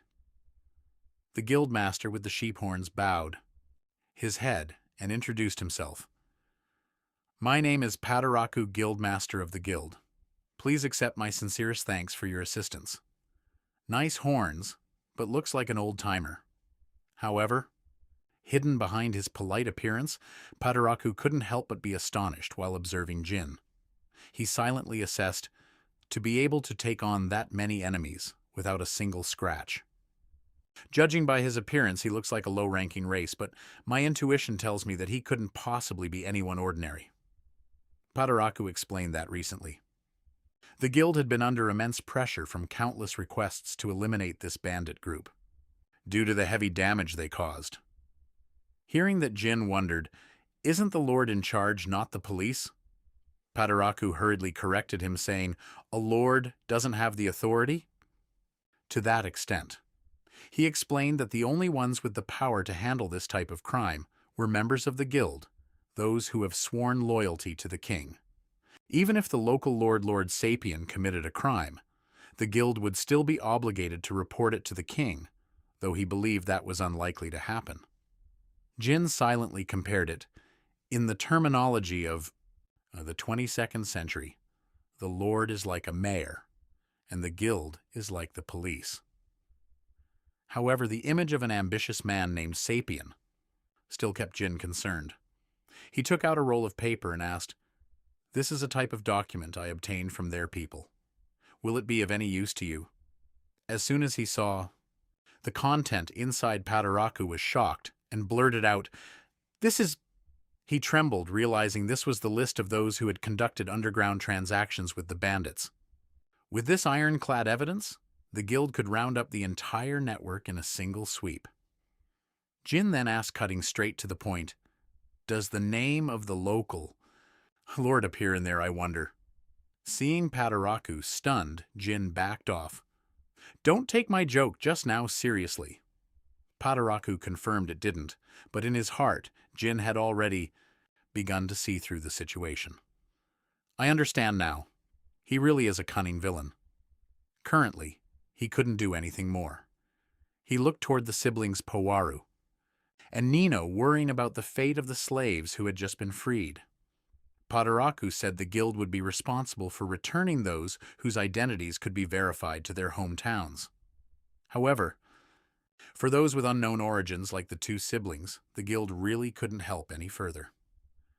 Jin looked at Powaru and Nino, then pondered, if I remember correctly, these two children have lost both their parents. He turned to ask Padaraku, "Is there any care facility for orphans here?" But he received the cold answer that there was absolutely none. The guildmaster sighed, explaining that they could only act as an intermediary to help find work, but since these two children belonged to a low-ranking race, finding a job would be extremely difficult. Padaraku insisted that no place would accept them, making the future for the two siblings bleak. What kind of weird guild is this? Looking at the sad expressions of the children, Jin suddenly had an idea and asked, "How about you two come work for me?" Powaru and Nino immediately agreed with eyes sparkling, with Hope making Hakama also surprised, asking if Jin already had a place in mind. Jin smirked mysteriously and confirmed, "That's right." He remembered the offer from Captain August earlier. "In the future, if you run into any difficulties, just come find me." With a sharp smile, Jin told himself, there's definitely an extremely ideal place for the two of them. At the same time, at August's magnificent mansion in the capital of the Kamoja Kingdom, the knights had just returned after a long journey under the brilliant morning sun, riding their horses into the mansion courtyard. August suddenly jumped stunned, as if he had just felt an ominous omen. Amidst the concern of the female knight, Rhea, he could only blurt out that he suddenly felt a chill down my spine for no reason. Dismounting with an imposing demeanor, August firmly announced, "The long expedition has officially ended." He expressed his gratitude. August dismissed everyone, telling them to get some well-deserved rest. As he stepped into the magnificent mansion, he was met with a warm welcome. The servants bowed in unison, saying, "Welcome back, Master August." No sooner had he handed his gear to the butler than August hurriedly asked about the situation. "Is there anything new to report?" He noticed the butler's flustered expression and the sweat pouring down his face. He paused, filled with suspicion. What could be so stressful? The butler bowed his head, apologizing for bothering him right after his tiring journey. But August simply replied calmly, "Don't worry about it." He then listened to the classified information being reported. High up on a balcony, a woman with cold, sharp eyes was silently observing their conversation. After hearing the report, August fell into deep thought for a moment before giving a slight nod. "I understand. Thank you for the report." August bowed his head full of worry. He realized the situation was actually far worse than he had imagined. He was shocked, wondering how an invader could appear and attack right in the capital, a place supposedly under strict protection. Suspicion began to take root. August believed that someone must have deliberately unleashed that monster to create chaos. What worried him most was the strict order, forbidding anyone without official business from stepping foot into the Hanix Academy. August told himself that he needed to quickly find reliable allies to deal with these shadowy forces, while, at a bustling street corner, Jin, along with Hakama and the two Pawaru sisters, waved goodbye to President Padoraku and the guild staff, preparing to head toward the capital. The old man is taking his apprentices to join the guild. 3 days had passed since the campaign to suppress the bandit gang, and the group was still diligently traveling toward the capital. On the eyes, Wei Pawaru asked anxiously, "Are you sure there will really be a job suitable for someone like me in this capital, Jin?" He smiled gently to reassure her. "Don't worry too much. You already know how to read and write," Jin said. "Plus, you're very good at calculations. You will definitely find work." He encouraged her to trust in her own abilities. Pawaru replied brightly, "Yes, sir!" Suddenly Hakama shouted excitedly, "Jin, look, we're here!" In the distance, the kingdom's capital appeared, so magnificent under the sunlight that even Jin had to exclaim in surprise, "That capital is incredibly grand." Walking into the city, Jin couldn't help but be amazed by the bustle and liveliness of the place. Hakama explained that the capital relied heavily on imports, so goods from all over flowed in. Even the villagers of Kodama frequently made the long journey here to sell their specialties, something Jin had heard about before. Jin silently judged that this was truly an interesting place with countless races, and different civilizations converging from the insect tribe to the fish people. He realized that for a culture to be this diverse and developed, the city must be not only clean, but also have a very secure defense system. However, Jin's eyes suddenly turned cold when he noticed the dark side behind the glamour places where miserable people were huddled in damp, dark corners of the city. Jin observed the hidden corners of the capital and whispered to himself, "I guess every era has its own problems." He turned to ask Hakama, "When do you start school?" The girl quickly replied, "Next week." Jin nodded slightly, calculating, "So we still have some time to prepare." Hakama explained that enrollment would take place right after the exams finished. From behind, a noble lady with hair as golden as silk was secretly watching them through a handheld fan. She looked at Jin with utter contempt and thought, wanting to enroll in the Haynes Academy. A kid like that, and with a man from a low-level race, no less. As sunset fell, the group stopped at a decent inn in the city. Just as they stepped into their room, Nino and Hakama jumped for joy. Hakama let out a sigh of relief. Getting to sleep in a soft bed. This feels so good. Jin sat on the bed and quietly replied, "Yeah, you're right." He fell into deep thought, resting his chin on his hand. Now that the group has finally arrived at the capital, what should my next step be? Jin looked at the pouch of gold in his hand and told himself, no matter. What I still need money to survive in this era. He recalled the reward money received from wiping out the bandits, but understood clearly that the money wouldn't last forever. Not to mention Jin still had to share a portion with the slaves and worried about finding stable employment for the Pawaru sisters. His eyes caught the reflection of Captain Agus as he thought, meeting that young man would be the quickest solution, but without someone to introduce me, I'm afraid it will be hard to meet him right away. Jin sat quietly in the room, chin in hand calculating. Maybe first I should conduct a thorough investigation into those who have been corrupted in this era. He felt uneasy, knowing there were people plotting to use them for their own dark purposes. To Jin, the corrupted were a truly terrifying threat, and they absolutely could not be allowed to run wild any longer.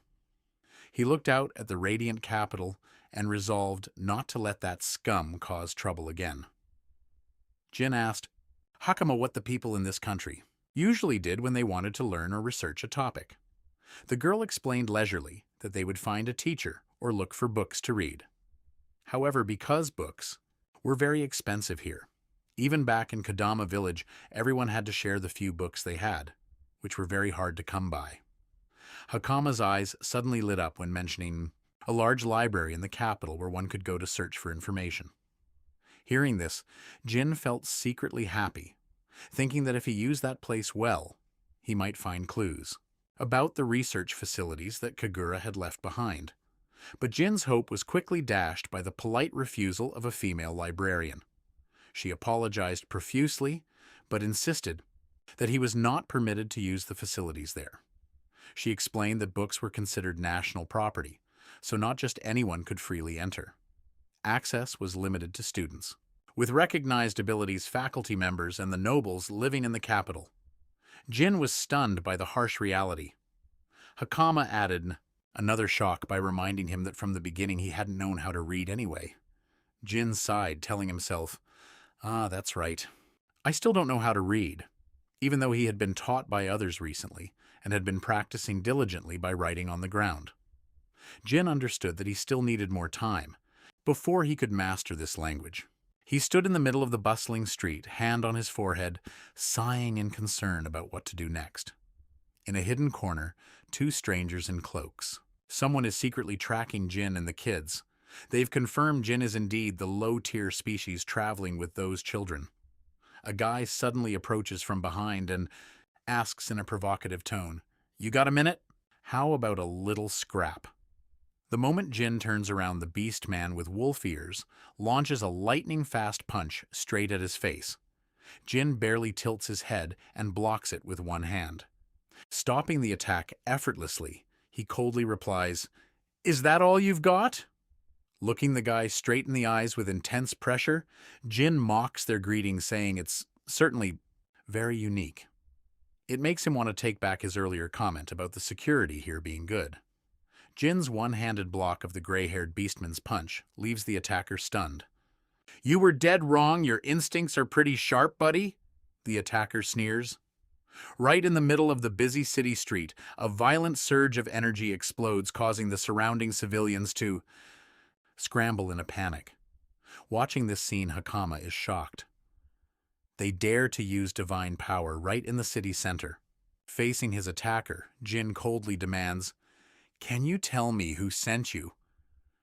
The beastman smirks provocatively. "There's someone who thinks you guys look like eyesores." Jin glances at his opponent and silently realizes someone hired them for this. However, instead of worrying, he flashes a calculated smile, because everything is going exactly as he expected. The gray-haired beastman continues his threats. Get lost now or die. He and his accomplices laugh triumphantly, but Jin calmly replies, "When things actually get dangerous, I'll consider that." The thug swings his fist to attack, but his hand is already gripped by Jin. The thug is bewildered. What the hell is this? His body is pinned to the ground instantly. Seeing his comrade defeated, the red-haired beastman roars in anger.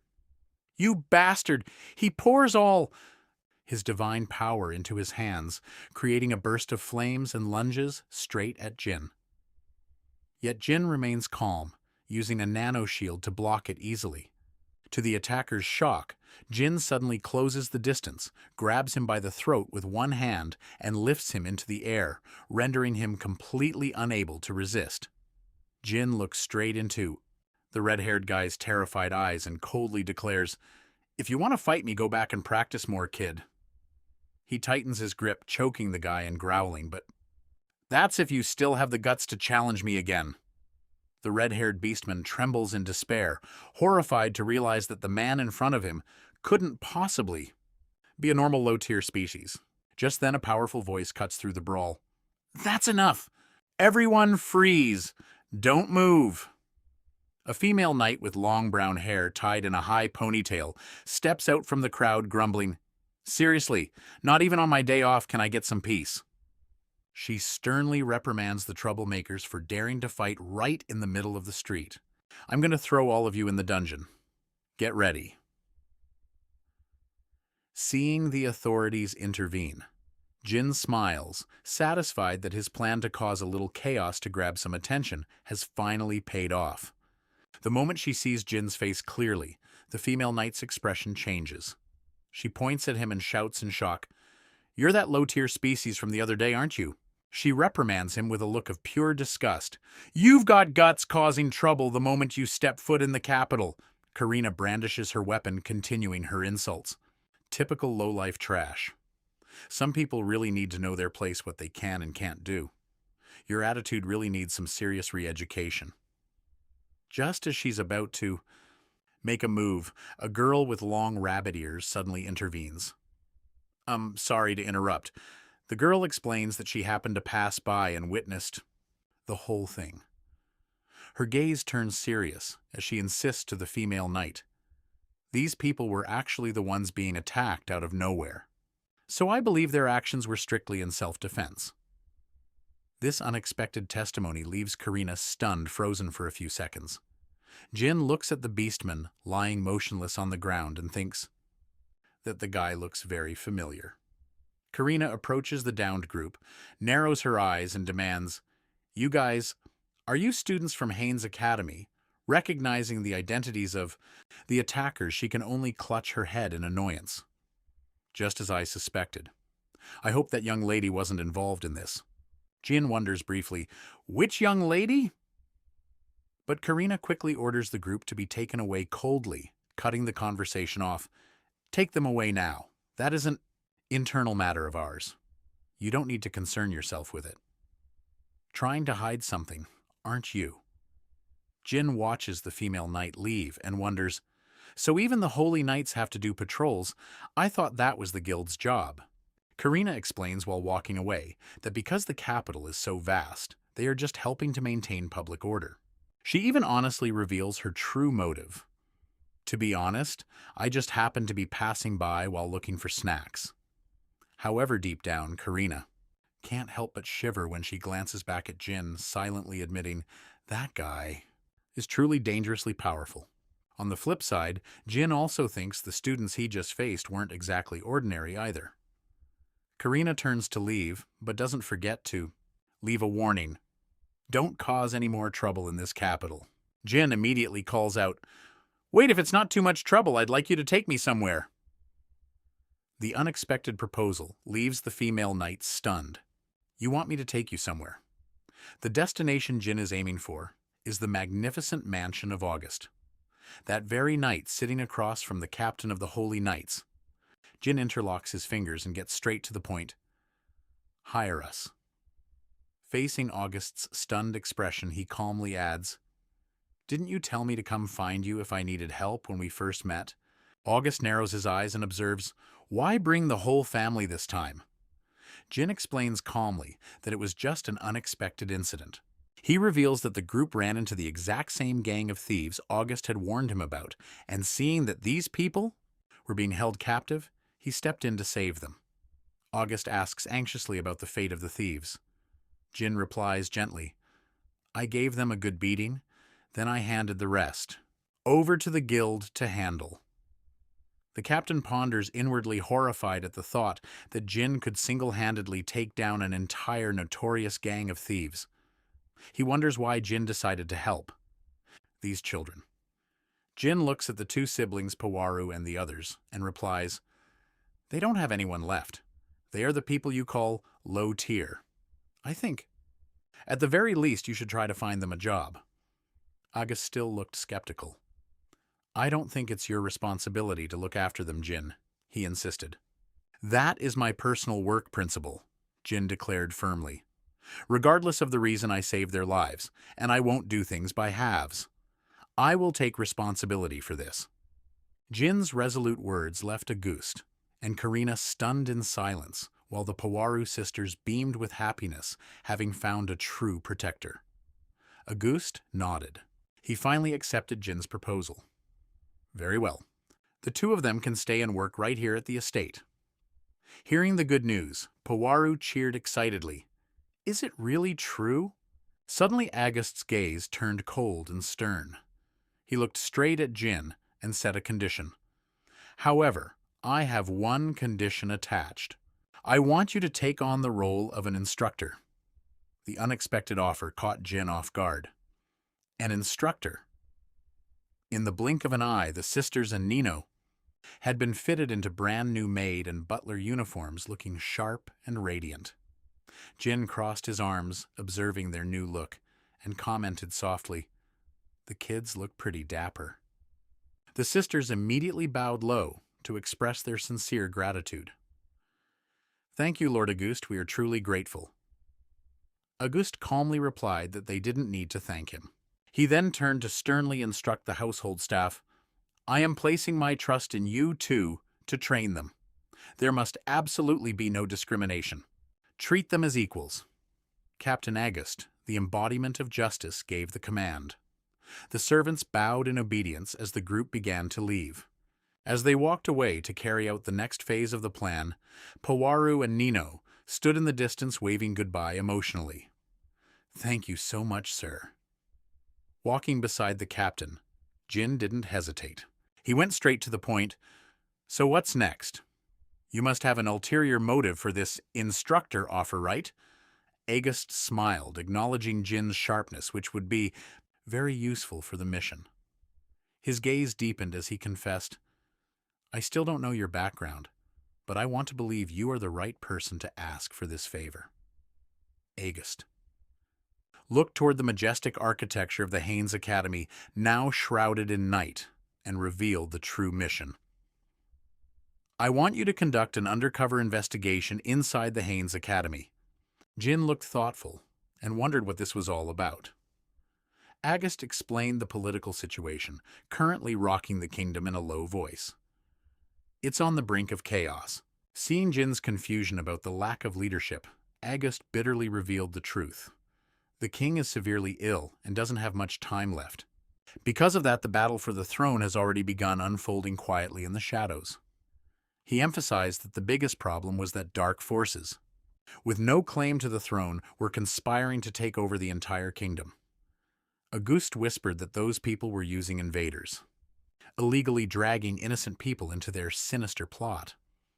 Jin listened quietly, realizing that the local lord wasn't the only one they needed to wary of. Such dangerous people were hiding and operating secretly right in the heart of the bustling capital.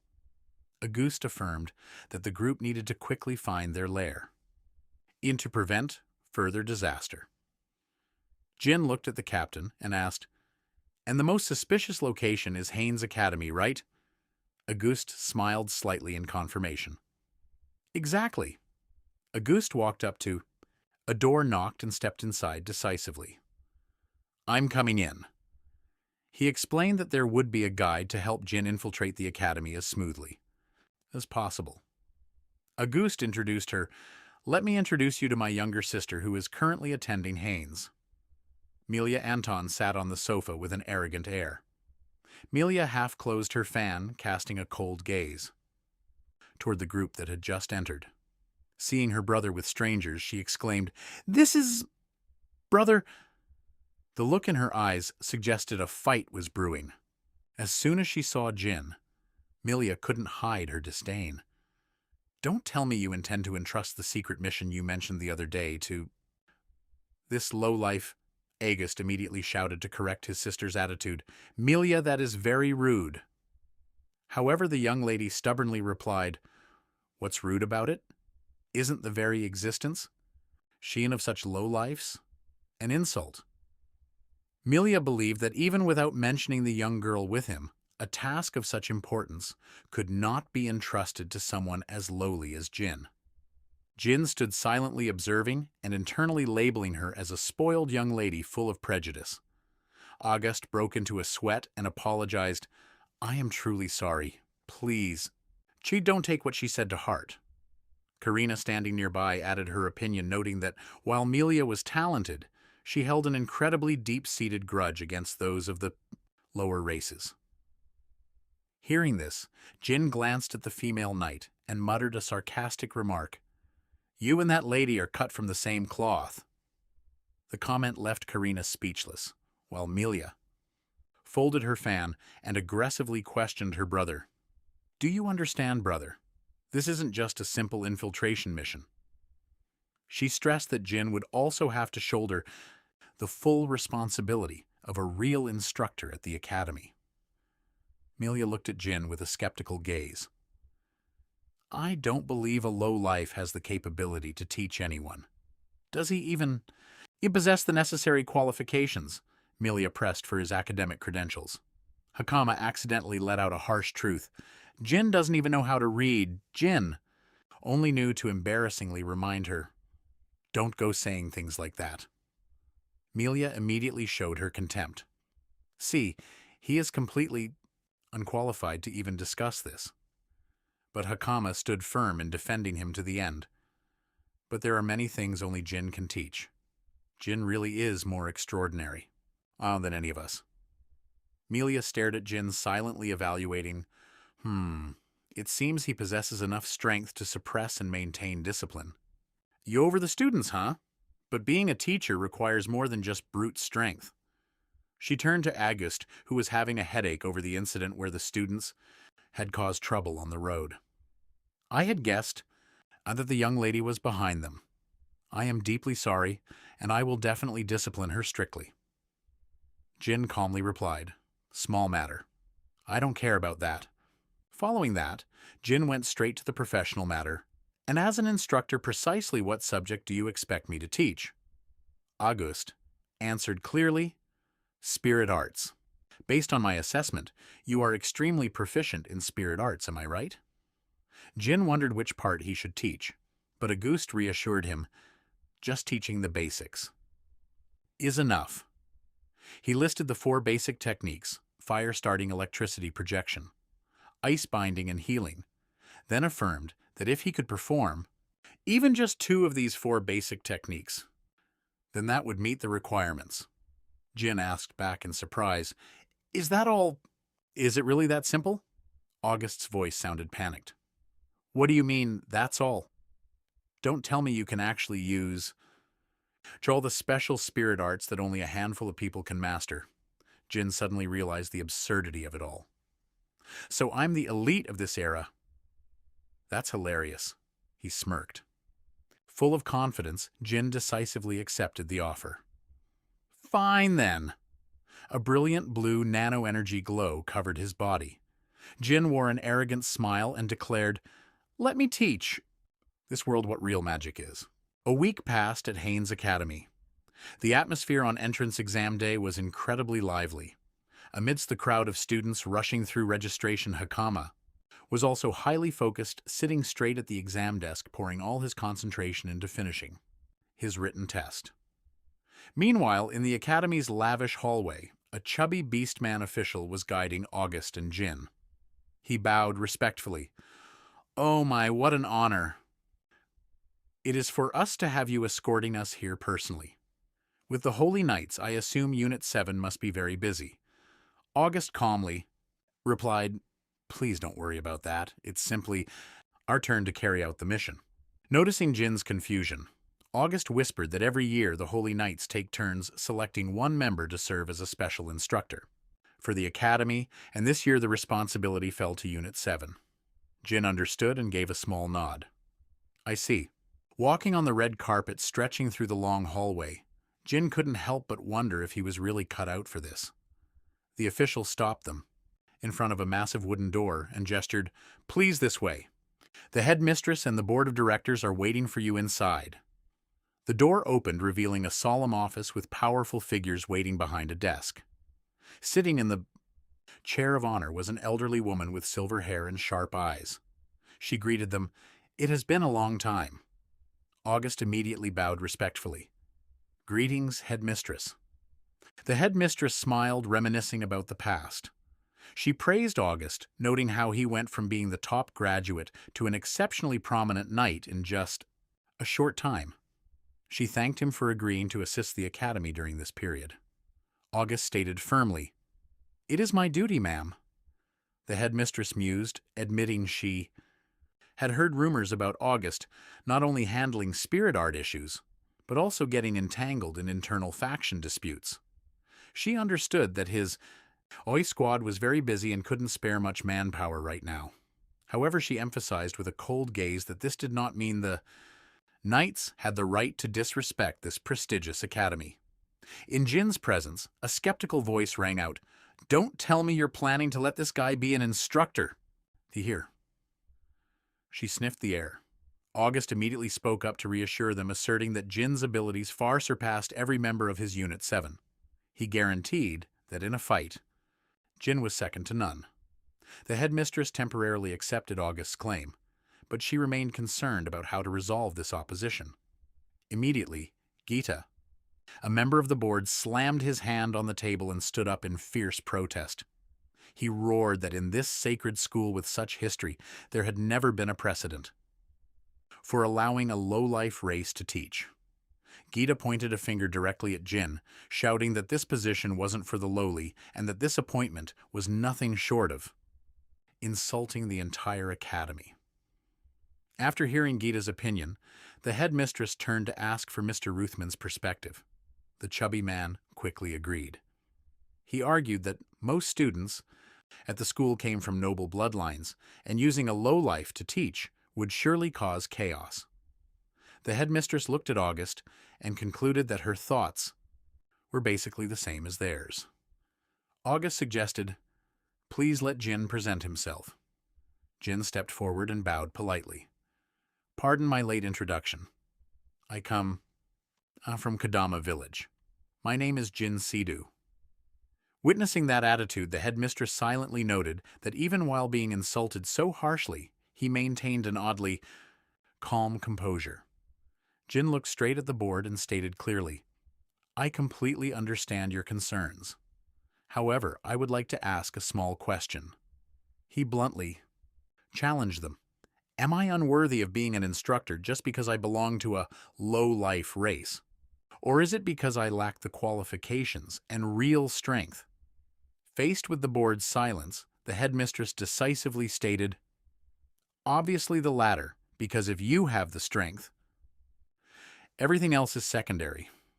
She asked if Jin could prove his ability. Seeing this, August smiled slightly and suggested, "If so, why don't we input it to the test?" The test location was quickly moved to the Haynes Academy Spirit Art Training Grounds. Since today coincided with the entrance exams, the area was almost empty of students. Gita smiled, sinisterly mocking, "If you lose, at least there's no shame in it since nobody's watching." Jin kept his cold expression, quietly preparing for the upcoming match. Standing in the middle of the large arena, the headmistress announced the rules. It was very simple. Both would fight using only spirit arts.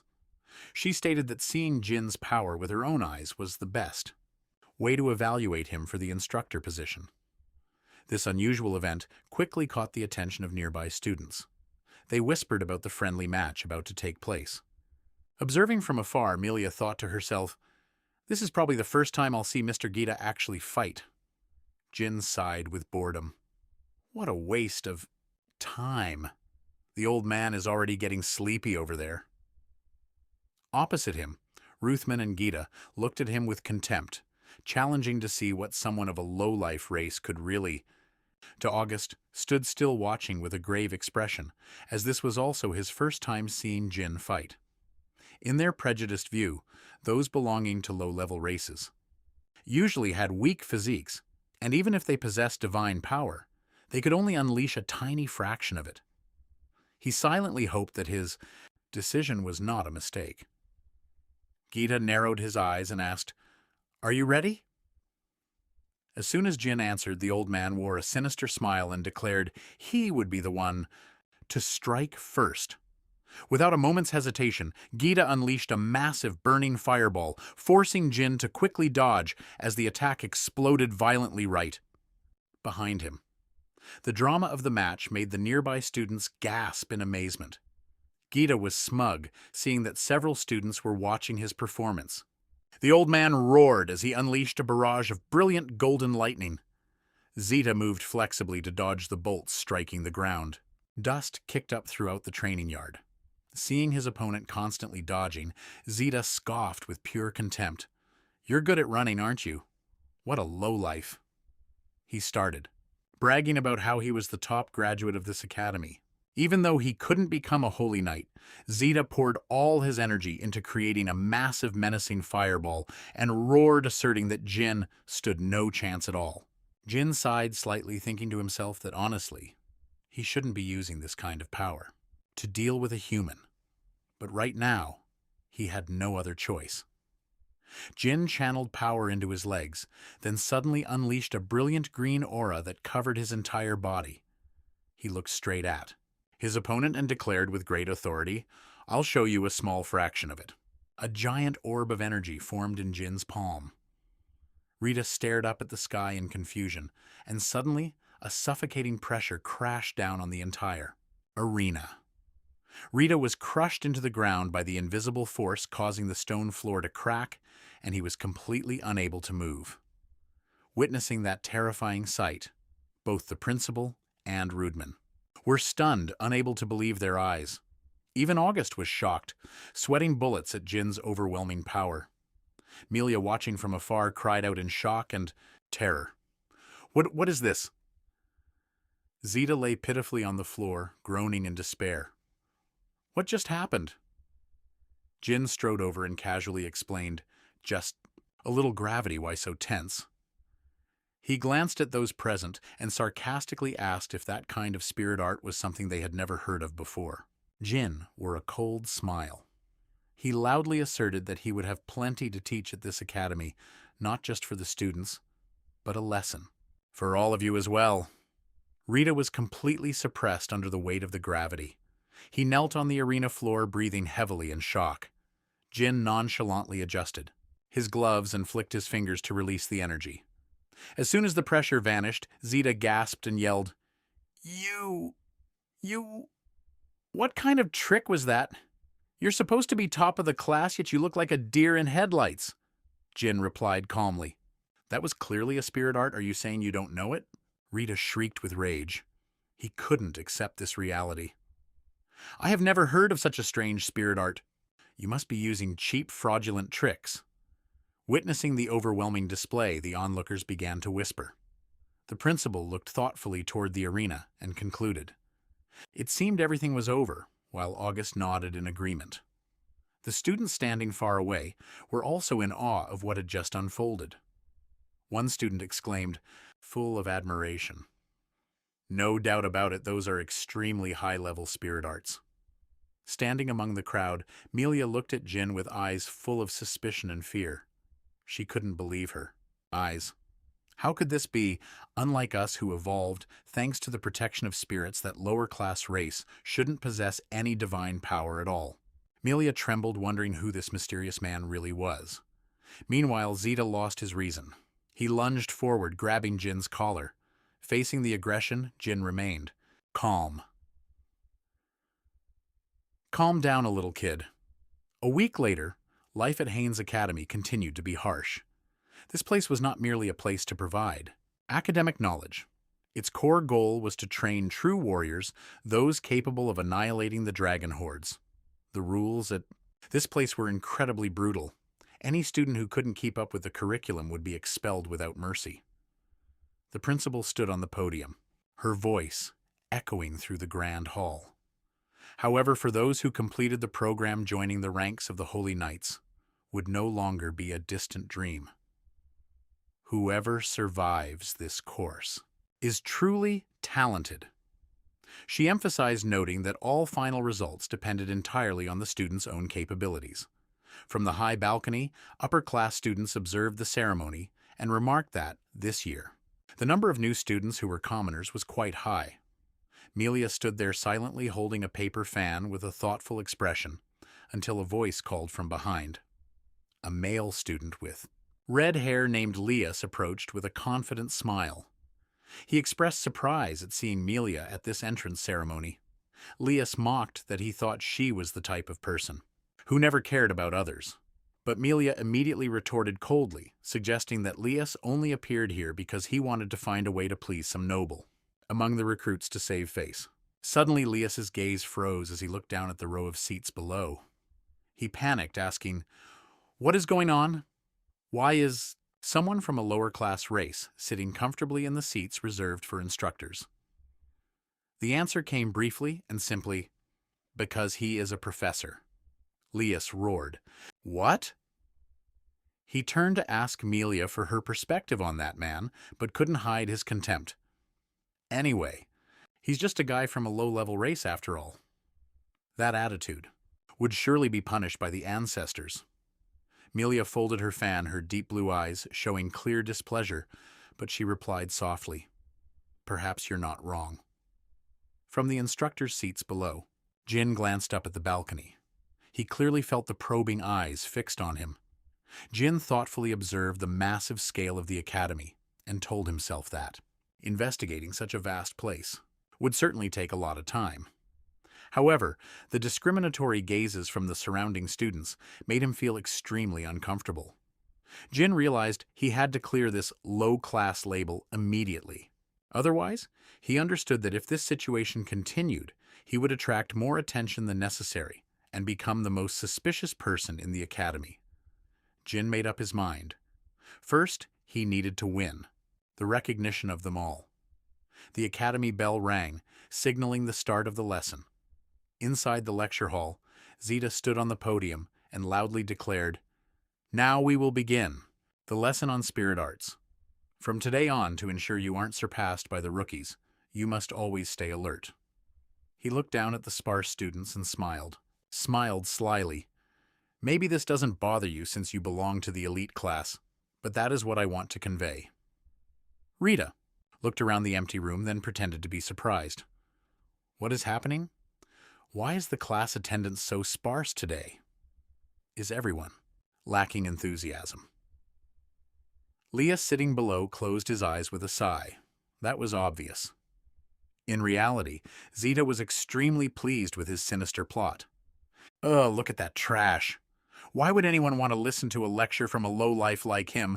I've already made sure to spread the word that some bottom feeder is teaching today. He's coming to teach that old trick is so played out, Rita." Jin stood silently in the background, feeling the irritation closing in on him. Rita turned, flashed a fake smile, and urged him on. "All right then, let's get started. Sir Jin, please introduce yourself." Jin stepped onto the podium with a calm demeanor and began. "I'll start the introduction. My name is Jin, and I have been dispatched here to guide you through the fundamental knowledge of spirit arts in the coming time. I look forward to working with you all." Immediately, Lias, a student with fiery red hair and a fierce look, stood up defiantly. "Do you really think you're qualified for this?" He was acting tough, but he'd just run into someone way out of his league. Jin didn't waver. He looked calmly and directly at his opponent and replied, "As for that, I'll let you judge for yourselves. If you feel what I teach is worthless, you are free to walk out of my class." The answer was so bold that it stopped Lias in his tracks, intrigued. Jin lowered his voice, his gaze growing sharper and more serious than ever. "But there is one mandatory rule, that you must strictly remember never use this power to harm others." As soon as he finished, Jin held out his hand. A brilliant blue nano-energy burst powerfully in his palm, emitting a terrifying pressure that blanketed the entire lecture hall.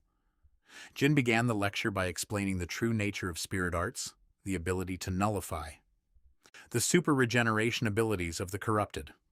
However, this suppression effect has no impact on human bodies. It merely inflicts ordinary physical injuries on them. He looked straight at the students and asked, "Do you know why?" Because this power was created for the sole purpose of destroying the corrupted. With a cold gaze, Jin issued a strict demand. "Therefore, I require that you do not abuse this power." Melia. Boy stood on the side, watching silently with a worried look. Suddenly, a male student with animal ears sneered with disdain. "Ha! Are you an idiot, power? It's just power, that's all." He smugly put his hands behind his head, mocking that he'd been curious to see what a lowlife could teach. "So, you're telling us not to use spirit arts?" He laughed provocatively. "Maybe you're just trembling before us because you are just an incompetent weakling from that lowlife race, right?" Those insults made the whole lecture hall ring with sarcastic laughter from the students. Jin kept his face composed. He smirked slightly and issued a challenge. "If you think I have no skill, then try to prove it." To the surprise of his opponent, he requested the student to use his most powerful technique to attack him. Jin calmly declared, "If you can leave even a single scratch on me, I promise I will disappear from this place and never return."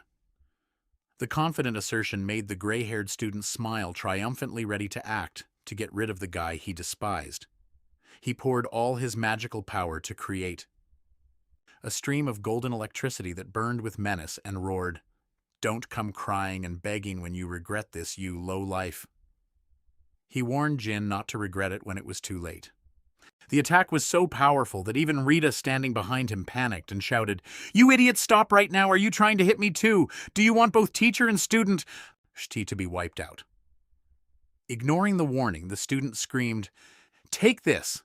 and fired the massive lightning bolt straight at Jin, creating a world-shattering explosion that engulfed him. The Beastman student smiled triumphantly after the attack, but that smile quickly faded when a wave of energy tore through the smoke. An arrow of energy grazed his face and embedded itself deep into the wall behind him, creating terrifying cracks. Through the smoke, Jin emerged without a single scratch. He coldly warned, "If I wanted to kill you, I would have done it ages ago." Jin stood firmly on the podium. Hexagonal nano-shields glowed brightly around his arms, proof of his absolute power. He lowered his voice, stating, "Judging others solely by their appearance is a fatal mistake." Witnessing the scene, Lias couldn't help but be shocked, with beads of sweat rolling down, as he wondered, what was that power? Is it really spirit arts? Jin looked straight at the stunned students and continued, "You believed I was weak just because I come from a low-life race, right? But the truth is, I am much stronger than you." He smirked and asked the miserable student what he should be. Called now. He decisively declared that he would provide the answer for all of them himself. Jin stood tall, his cold eyes scanning the entire hall with a smile. Full of arrogance, he grandly announced his new title, Professor. That new title sounds pretty cool, doesn't it? Jin stood firmly on the podium, scanning the classroom, and then asked a highly technical question. Does anyone here actually understand the necessary conditions to activate spirit arts? The student who had attacked him earlier fumbled, "Isn't it just based on one's own imagination? Is that it?" He explained further that mages focus on enhancing. Their mana then transmit images from their minds to the spirits to manifest them, claiming those were the most basic facts. Jin smiled slightly, acknowledging that imagination plays an important role, but firmly asserted, however, that is not a prerequisite for activation. He explained that spirits actually only discharge their power after receiving a specific wavelength frequency. Faced with the student's confusion regarding the concept of wavelength frequency, Jin calmly explained there are a total of 8 main types of wavelengths. He proceeded to demonstrate his powers from flames and electricity to healing and freezing, emphasizing that these are things students should have mastered long ago. Beyond the types just mentioned, Jin continued to introduce more advanced abilities like gravity manipulation, light control, and air pressure control. He raised his hand to create a glowing polyhedron and revealed, "And the ability I unleashed just now was space protection." Witnessing that, he seen the teacher. Rita panicked, her eyes wide with shock. 8 types? Are you a monster? Jin calmly replied that to apply these fundamental principles, visualization is an indispensable factor, similar to how that student fired a lightning spear at him earlier. Jin wore a confident smile, straightened his posture, and announced, "Now, can we begin the main lecture?" The classroom was about to explode. Jin walked down the magnificent corridor of the academy, his mind still preoccupied with the secret mission of investigating this vast space. Everywhere he looked, he only saw students bustling about, making it incredibly hard to find any suspicious traces. Jin silently told himself he needed to launch an investigation. Within this massive academy, students were everywhere, and he still hadn't found anything truly suspicious. He wondered if he should target the restricted areas, places where normal students weren't allowed to roam. His presence was drawing quite a bit of attention. Whispers of that professor echoed from the students. Meanwhile, Melia followed quietly behind with a probing gaze. Suddenly she called out, "Hey you! Just who exactly are you?" She stood with her arms crossed, looking straight at Jin, and bluntly admitted, "Turns out you're not just some low-born person, are you?" "You're certainly not. An ordinary person, I have to admit that." Melia couldn't hide her suspicion. Someone considered inferior shouldn't be able to use every type of spirit art, featuring that was supposedly considered impossible for his class. Jin remained as calm as ever and replied, "I just explained this in class. As long as you can analyze the wavelengths, anyone can do it." Hearing this, Melia snapped, "Don't talk about it so lightly. If it were that easy, you wouldn't be drawing this much attention." Noticing the curiosity of the crowd whispering about whether all spirit arts were at his fingertips, she firmly suggested, "Let's find somewhere else to talk." They both walked away from the crowded area to find more privacy. Stopping in a quiet corner of the hallway, Melia narrowed her eyes and asked, "Well, are you ready to answer my questions now?" Jin didn't dodge, calmly revealing the truth. "It's simple. For 100 million years, I was a person from ancient times sleeping in Kodama village." He was telling the truth, but no one believed him. Melia was stunned, then sarcastically remarked, "You're really good at joking, aren't you?" She demanded he be serious and pressed him again. "Then let me ask you this. What did you do 100 million years ago?" Jin's gaze suddenly turned cold and profound. He replied in a low voice, "Back then, I was a secret agent. It's a long story." Melia asked confused, "A secret agent? What's that?" Jin explained nonchalantly. "It's someone who serves their country." He mused on his past, remembering the countless villains he had fought. Even though those events happened 100 million years ago, every memory remained as vivid as if it were yesterday. Images of Jin in modern tactical gear, gun in hand, hiding behind ruined walls amidst crossfire appeared vividly. The fierce battles through smoke and explosions made Jin murmur, "How nostalgic." Melia curiously asked, "Why did someone like you end up falling into such a long, deep sleep?" Jin admitted bitterly, "Because I failed." He used to be arrogant, thinking that as long as he tried he could manage anything. But the price was absolute helplessness when he lost everything amidst the rubble and the onslaught of hideous mutant monsters. Jin looked at Melia and said, "I accepted this teaching position, hoping that all of you would help me when I face trouble." Melia fell silent inwardly, doubting the veracity of his story. Suddenly Jin asked about where they were headed. Melia only replied that she wanted to fulfill her duties as a guide. She led him to a dusty old room and announced, "We're here." Looking at the dusty room, Jin wondered, Where is this? Melia explained. This is where instructors store materials for class. Jin asked, disappointed. A library. As dilapidated as this? He scanned the old bookshelves and strange antiques, then suddenly turned to ask Melia the real reason she brought him here. Melia held some documents in her hand. I'm investigating too, you know. Melia showed Jin a map and noted, there's an abnormal space right next to this room. It's large enough to form another room. She suspiciously asked if this was suspicious. Jin nodded in agreement. Very suspicious, right? If there's a secret, it's definitely... So right here. He approached the bookshelf and pulled on an object triggering a secret mechanism.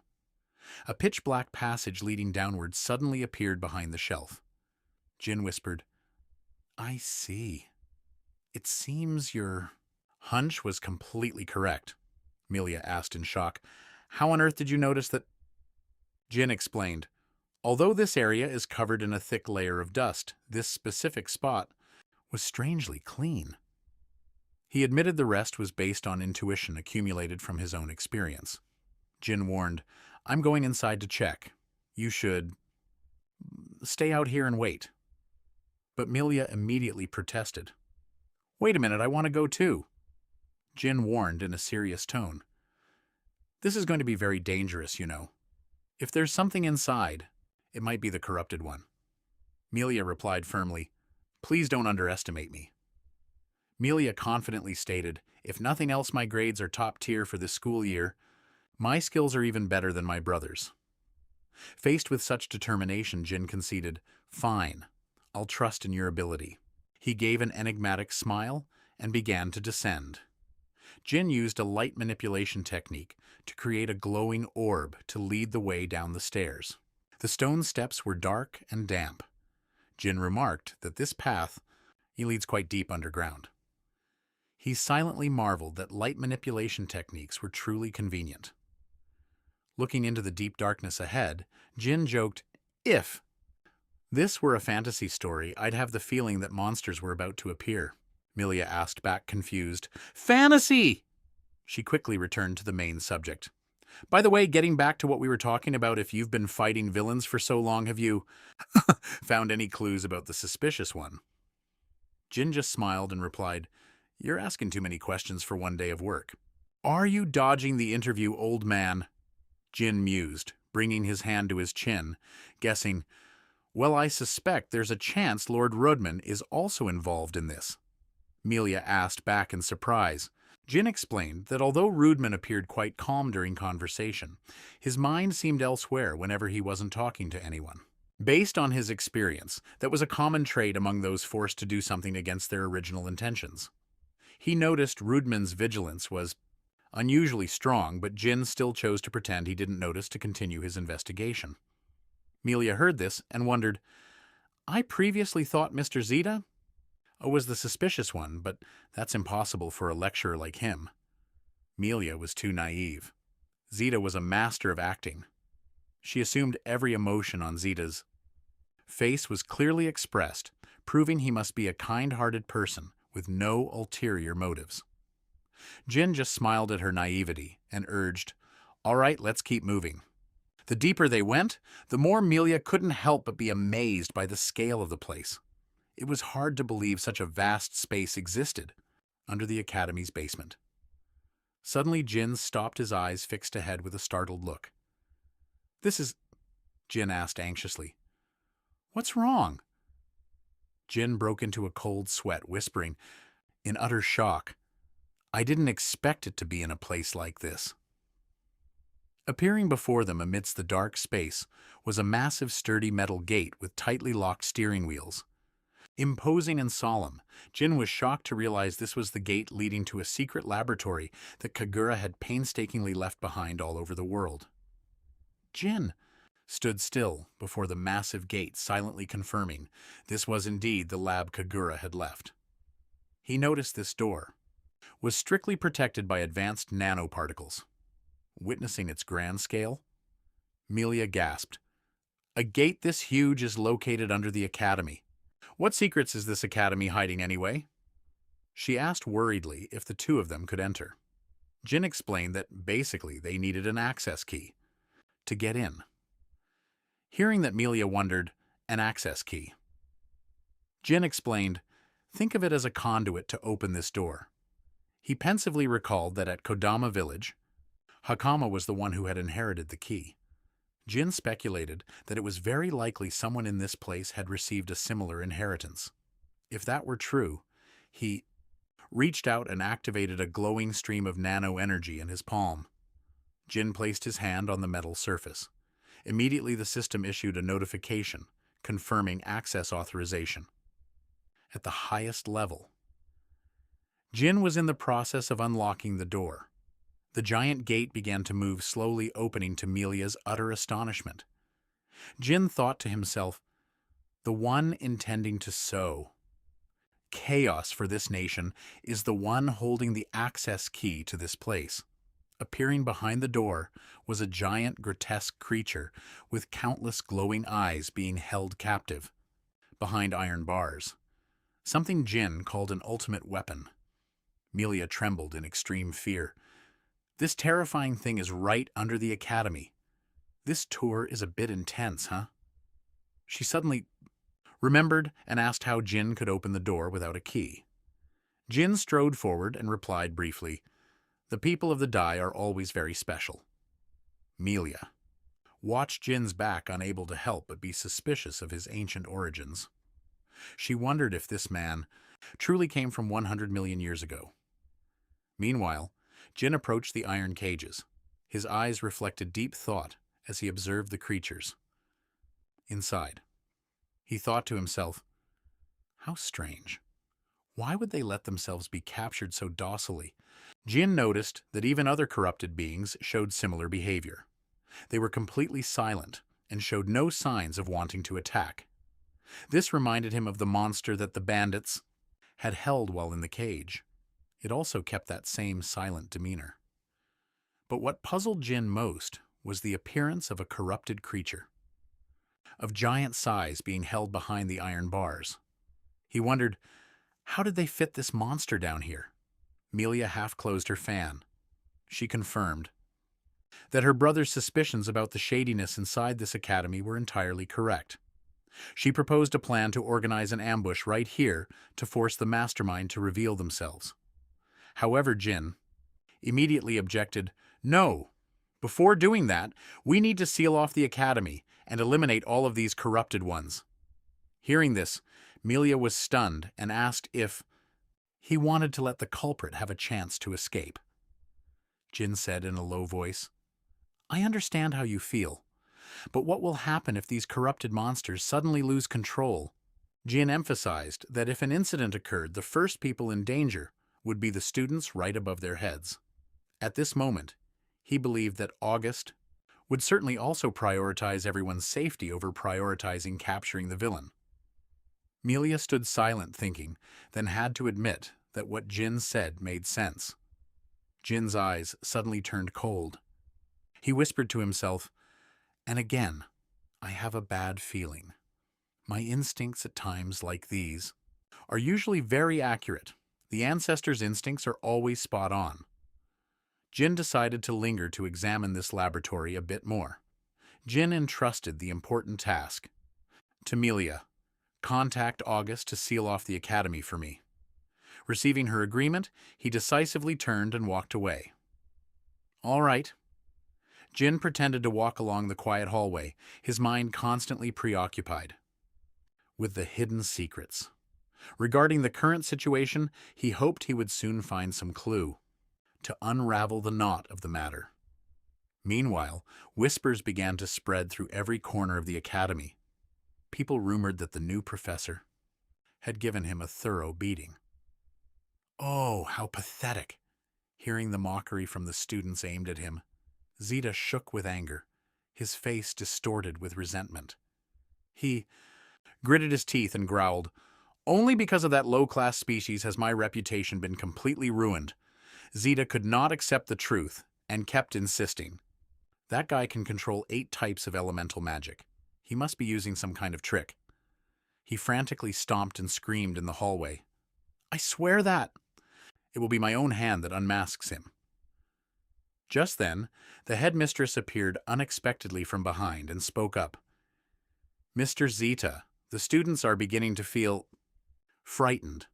So can you please stop doing those strange actions? Caught red-handed in a pathetic posture, Zeta panicked. Headmistress! The headmistress smiled slightly with hidden meaning. Oh my, I don't mean to judge your personal hobbies, but making Zeta only feel resentful when realizing she only viewed his actions as a form of entertainment. The headmistress suddenly asked, By the way, have you seen Mr. Rudman? Zeta thought for a moment, then replied, I haven't seen him since the entrance ceremony took place today. The answer made the headmistress clearly show her weariness. She put a hand to her forehead and sighed. It's so troublesome. I have something I want to ask his opinion on regarding the classes for new students. Suddenly, she stopped, her eyes wide with surprise as she saw something's wrong. What is that? Outside, the headmaster stares in shock at the sky where a dark purple cloud is encircling the academy towers. She can't help but shudder, wondering, what on earth is that? The headmaster realizes the academy is about to be wiped out. Meanwhile, Melia is running for her life down the dark corridors. She's panting, breathless and frantic. As she steps through the wooden door, Melia clutches her chest, gasping for air. Only one thought is racing through her mind. I have to warn my brother about this. But then, a deep, gruff voice echoes from the shadows. Trying to snitch, are we, Lady Quentin? Melia turns pale, her eyes widening in sheer terror as she recognizes the person blocking her path is Lord Rutran. The fat man breaks into a sinister grin, leaving Melia only enough breath to stammer in panic. Lord Rutran. Meanwhile, deep underground. Jin blasts open a heavy metal door, stepping into a room bathed in a blinding red light. He gasps. What the hell is this see? Before his eyes, a giant machine stands encasing a glowing red orb that radiates intense energy. That orb is pulsating rhythmically, beating just like the heart of a living creature. Jin muses to himself. Could Kagura really have created this? Without wasting a second, Jin walks to the control panel and immediately starts working on the system. Suddenly, a secret storage compartment pops open, revealing a transmission cube and a nanoparticle injector. He realizes this is the transmission system and the nano-injector that Kagura left behind. Jin holds the cube in his hands, secretly hoping Kagura left some kind of clue to help him explain all the bizarre things happening. The device activates instantly, and Kagura's image appears. Can you hear me, Jin? It seems you finally made it here. He confirms he knew Jin would be able to do it because this place is the closest location to the laboratory where he first woke up. Kagura reveals that in this very lab, they once built an incredibly astonishing device. A portion of its function is currently sealed, carefully within the nanoparticles. With a smug expression, Kagura boasts about being a genius, then asks a mysterious question. Guess what this device is? The answer leaves Jin completely stunned. It is a tool used for teleportation. Jin repeats in disbelief. Teleportation? Are you kidding me? Looking toward the giant monster. That's being held captive, and the pulsing red orb radiating massive energy before his eyes. He can only mutter, I can't believe it. The red orb continues to throb like a giant heart in the middle of the deep, dark underground room. The massive monster with its countless glowing eyes is still locked away in the quiet, stifling shadows. The ticking of the astronomical clock rings out steadily, marking the passing of these tense moments. Jin stands motionless before the colossal machine, at the center of which is that red orb, beating like a mechanical heart. Jin mutters in shock, a machine for space-time teleportation. He is left in awe by the technology capable of connecting two distant points in space together, a peak level of engineering that not even the civilization from 100 million years ago yours could achieve. Looking at the illustrations of matter being moved through space gates, Jin starts to connect the dots logically. If this is true, then the things that Agos mentioned earlier about the corrupted ones suddenly appearing in the capital, have a clear explanation.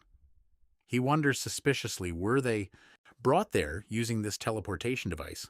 Jin's gaze turns ice cold as he realizes that even the corrupted monsters in the hall and this very thing are closely linked. This is also that same teleportation device. But as he looks at the brilliant blue energy of the prototype teleport gate, Jin stops, stunned. It looks way too different. This gate definitely has a problem. He turns back to look at the fiercely pulsating red orb behind him and wonders, what in the hell is this thing? What on earth is this? Just then, a harsh mechanical click sounds from the astronomical clock, signaling that a crucial mechanism has just been triggered. The red orb suddenly erupts in a stream of blinding light, emitting powerful pulses that make the entire room shake violently. Jin frantically covers his eyes against the terrifying pressure. At the same time, inside the iron cages, the monster's massive body begins to glow and disintegrate into tiny microscopic particles. Those hideous entities are slowly being teleported away under the influence of the massive spatial energy. A red light engulfs the giant monster, causing it to vanish in an instant, leaving Jin in total shock. Just then, outside the academy, the female knight, Rhea, rushes over shouting, "August, we have an emergency. The capital is—" August stands frozen, his face extremely grave. He replies in a low voice, "I am already aware of the situation." August grits his teeth, his eyes filled with anxiety as he realizes the severity of the situation. This is a total disaster. Far away, the sky over the capital is bathed in the crimson red of teleportation light pillars. Corrupted monsters rain down from above, wreaking havoc in every corner of the city. August bitterly mutters, "This is the worst-case scenario." Meanwhile, in a quiet academy hallway, Melia is standing dazed when Lord Ruttman suddenly emerges from the shadows with a smile, full of mystery. The old man speaks with a mocking tone. "What's going on? Why does your face look so serious, Melia?" Melia turns around in shock. Ruttman narrows his eyes at her and whispers, "My lady." Unfazed, Melia unleashes a surge of blue divine power and loudly commands, "Get out of my way now!" She points her finger straight at the fat man's face and sternly interrogates him. "You are involved in this, aren't you?" Ruttman suddenly bursts into a gleeful laugh. He coolly admits, "Oh, so you figured it out. Already it seems you've been investigating in secret all this time, huh?" Ruttman's expression suddenly turns cold. He growls, "However, you're one step too late." Melia asks in shock, "What do you mean?" Ruttman stands tall, blocking the path, and declares, "That is exactly what I wanted to tell you." He explains slowly, "In reality, the initial plan was for it to be a bit later. But because there was someone lurking around snooping, I had to speed up the schedule." Ruttman is clearly bitter about Jin. Ruttman narrows his eyes with murderous intent, convinced that Jin will surely become a huge threat to his plan, if not eliminated soon. Ruttman insists, "I can feel it with my intuition. That guy is just as annoying as your brother." At this moment, Jin is pushing himself, running along the energy pipelines, trying to find a way to stop the disaster. Ruttman glances toward the entrance of the secret cellar and concludes, "In fact, right at this moment, I've found that secret passage." No sooner had he finished bragging than he got smacked. Zootman glared at Melia, growling triumphantly that Jin was right beneath their feet, and declared his intention to root out these sources of trouble once and for all, to nip the problem in the bud. Facing the threat, Melia remained resolute, questioning if he really thought he could defeat her. Zootman wore a twisted smile, insisting he absolutely could because he now possessed an unstoppable power. But just as he was busy boasting, Hakama had silently appeared behind him, summoning all her strength to hoist a large ceramic vase right over his head. Melia was stunned by this sudden appearance. Zootman, still completely oblivious, continued to brag, wanting to show her the true power of his new energy. Before he could finish, Hakama firmly slammed the vase down onto his head. The massive impact shattered the vase, knocking the fat man out instantly. Milia smirked at the ridiculous scene while Hakama wiped her brow, breathing a sigh of relief now that it was done. Hakama stood proudly next to the unconscious suitman and loudly declared, "Done and done! I won!" Still reeling from the shock, Milia asked why the girl had appeared in this secret spot. Hakama honestly explained that she was looking for Jin because the situation outside was becoming incredibly chaotic and everyone desperately needed his help. She pointed at her companion, saying that Kudo had seen Jin enter this area, so they followed him. Milia observed the young girl and asked if she was a first-year student. The girl with rabbit ears politely confirmed. Her name was Kudo Plaza. Kudo nervously whispered to Hakama, asking if it was really okay to have just hit a teacher. Hakama calmly reassured her that he hadn't seen their faces yet, so they could pin all the blame on Milia. That remark made Milia snap, shouting at her to stop calling her "my lady." Meanwhile, Jin was rushing down the hallways, heading straight toward the center of the riot. Hakama scrambled toward him, frantically calling out, "Lord Jin!" just as Jin stepped out of the secret passage and saw Zootman lying motionless on the floor. Hakama anxiously asked, "What just happened here?" Not waiting for an answer, she grabbed Jin's hand and urged him on with a panicked expression. "Jin, the situation outside is getting really bad. It's an emergency run," Jin replied solemnly. "I know." His eyes turned cold as he realized a terrifying truth. The corrupted ones from the laboratory had all broken loose. Milia was shocked to realize the severity of the situation. That meant the whole group had to pull out all the stops, sprinting through the academy's lavish corridors to reach the outside. As soon as they looked down from above, a horrifying scene unfolded before them. The entire capital was engulfed in flames. Consecutive explosions tore through the peaceful air. The corrupted were wildly attacking the citizens. Screams of agony echoed through the streets. Wolf-like monsters bared their fangs and pounced on passers-by, while in the sky giant predatory birds swooped down to snatch innocent people away. The destruction didn't end there. The giant footsteps of mutant monsters crushed every building underfoot. A massive entity with glowing muscular masses was lumbering toward the city center, spreading terror to anyone who saw it. The monster with countless glowing eyes from the laboratory had now escaped. It roared madly, radiating a burning red aura, as if to devour the entire kingdom of Cormosia. Witnessing the devastation, Milia trembled. Her hands shook with fear. "Is the capital in danger?" Jin gritted his teeth in regret, blaming himself for his carelessness. "I made a mistake in my judgment. I should have destroyed that machine from the start." Suddenly, Hakama pointed ahead and shouted, "Jin, look over there." With eagle eyes, he spotted it just in time in the center of the capital. A giant pillar of light suddenly erupted, revealing the silhouette of a supreme entity reigning amidst the burning ruins. The giant monster roared crazily, energy gathering in its maw, aiming straight at the royal palace. Milia and Hakama couldn't help but be terrified, realizing that if this continued, the royals would certainly be in danger. Facing the catastrophe caused by his own oversight, Jin decisively took out a nanonutrient syringe and muttered, "My mistake, I'll handle it myself." As the nanonutrients merged into his blood, a wave of blue lightning burst forth, enveloping Jin's body.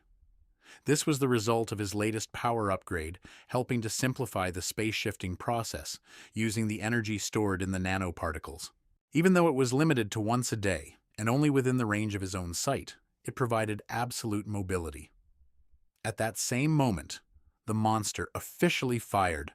A giant pillar of destructive light aimed straight at the palace. Amidst the astonishment of Milia and Hakama, Jin vanished in a blue flash and instantly appeared in midair. He blocked the path of the light beam, pouring all his power into activating the defensive system to create hexagonal nanoshields, stopping the earth-shattering attack right in the void. As the capital was sinking into chaos, a dark blue corrupted monster with sharp teeth was madly destroying everything, leaving the people to scream and run in despair. A female guild staffer ran frantically down the hallway, burst into the office, and shouted, "Guildmaster! There's a giant corrupted creature at the outer city wall.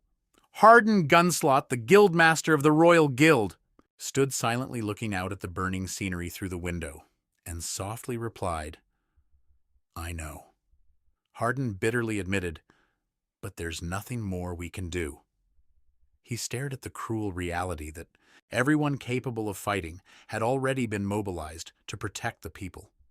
Among the burning buildings, even the forces of the Holy, knights, including Augustus, were struggling to hold off this attack. When the staffer asked in panic what he meant, Harden revealed a terrifying truth: that at this very moment, half of the Holy Knights had been sent on a mission to the imperial capital. This news left the girl completely stunned with dread. The giant monster with countless glowing eyes began smashing buildings, spreading destruction everywhere. Harden realized this wasn't a random incident, but an attack that had been meticulously calculated. Just as the Holy Knights had left, the monster roared, gathered energy, and fired a powerful beam of destructive light. Harden thought to himself, if the Grand Commander were here, perhaps they could have stopped this. But now all hope seemed to have faded. The giant beam of light swept through the capital, burning everything in its path. Harden closed his eyes in pain. "I'm afraid this is the end. This ending is too bitter, everyone." But the desperate call of the staffer made him gasp. "Guildmaster, look, a savior has appeared." Harden widened his eyes, looking out the window, in disbelief. Amidst the destructive light, Jin had arrived in the nick of time. He poured all his power into activating the hexagonal nanoshields to block the earth-shattering attack right in the void. Harden and his assistant looked out the window in shock. He exclaimed, "That person is—" The girl next to him cheered excitedly as she recognized the identity of the savior from the distant Kadama village. A massive monster with glowing yellow tumors on its back was still looming over the capital, causing absolute devastation. Landing on a rooftop, Jin channeled all his nano-energy into his fist. A blinding flash erupted as he unleashed a massive beam of energy, aiming straight at the target. The immense power ripped through the air, landing a heavy blow that made the giant monster howl in agony. However, Jin soon realized the situation was far from simple. Seeing the monster still standing after his attack, he silently assessed that its size was too great for him to take it down completely. Jin felt his breath start to quicken. He realized his teleportation had consumed much more energy than he'd anticipated. He mused to himself, "Man, this is going to be tough." Facing a daunting challenge, Jin decided to change tactics. "All right, time to get moving." A glowing green energy sword materialized in his hand. Jin shot off like a lightning bolt, swinging his blade in a powerful arc, tearing through the monster's thick, rough skin. The precise strike made the grotesque creature scream in extreme pain. Jin dashed across the rooftops, knowing that, after a hit like that, the monster would soon recover. Still, it was enough to buy him some precious time. Jin told himself to stay completely focused. He decided to apply the most fundamental principles of his nanomachine tech to this fight by manipulating gravity, completely negating his body weight to move as light as a feather. He continued to control the atmospheric pressure to create intense gusts of wind, pushing his speed to a terrifying level. Meanwhile, in another corner of the capital, a soldier was being pinned down by a dark green monster, teeth clenched in desperate helplessness. Suddenly, a massive fireball crashed down, making the monster roar in pain. Two Beastkin students appeared just in time, loudly declaring, "We're here to back you up." Realizing their savior was from the Haynes Academy, the soldier was moved to tears and offered his heartfelt thanks for the young men's bravery. Looking around at the ruins, the students realized the imperial capital was in grave danger, and they had to act immediately. As the monsters closed in a glowing green sword strike, unexpectedly ripped through the air, finishing off the mutated creatures in an instant. Jin zoomed by with incredible speed and quickly closed in on his next target. Seeing Jin tearing through the ranks, the two Beastkin students couldn't help but be amazed. One asked, "What is this? This is unreal, right?" The other watched Jin's silhouette, then suspiciously asked, "That's a lower-class creature, right?" Upon receiving confirmation, the two could only stand and stare at the man they had once despised, now single-handedly confronting. The catastrophe. Jin silently calculated that the monster would still take some time to recover, and he had to seize this opportunity. He moved in to close the distance. Before he could, the beast fired its artillery, but Jin dodged it easily. Jin quickly observed and judged, "That attack is weak as hell, all brawn and no bite." He made a firm decision. With terrifying speed, Jin swung his sword repeatedly, taking down the monsters blocking his path and saving civilians who were severely injured from their claws. Jin told himself he had to end this fight quickly before it could launch another attack. "I'm ending this right here."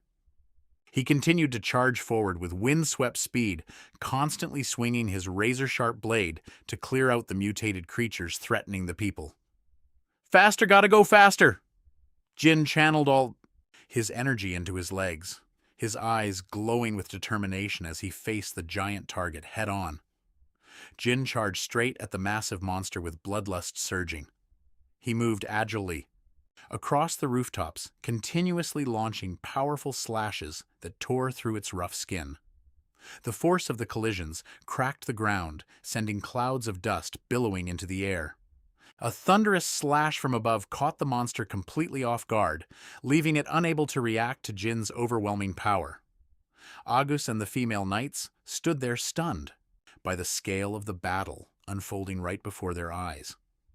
High up on the city walls, Hakama and the students were also holding their breath, watching in extreme anxiety. Not wasting a single second, Jin moved at a terrifying speed, becoming a blur that tore through the air. He repeatedly launched slashes of glowing green energy, creating deep, jagged cuts all over the giant monster's grotesque body.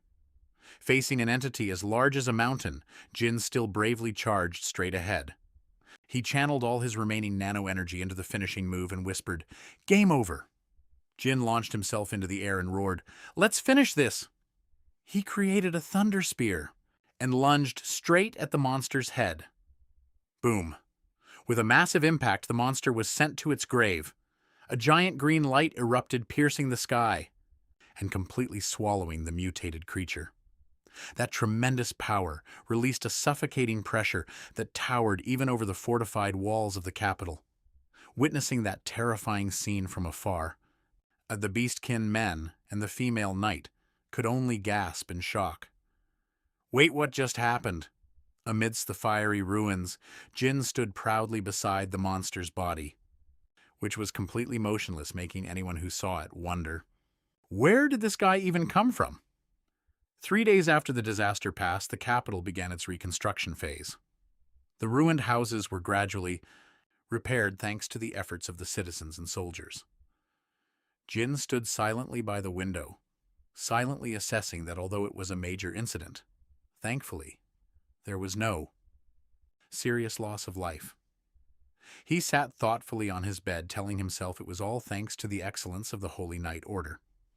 However, because they had to be wary of other giant corrupt ones, many Holy Knights hadn't been able to act freely during the battle. Even so, the situation was quickly brought under total control.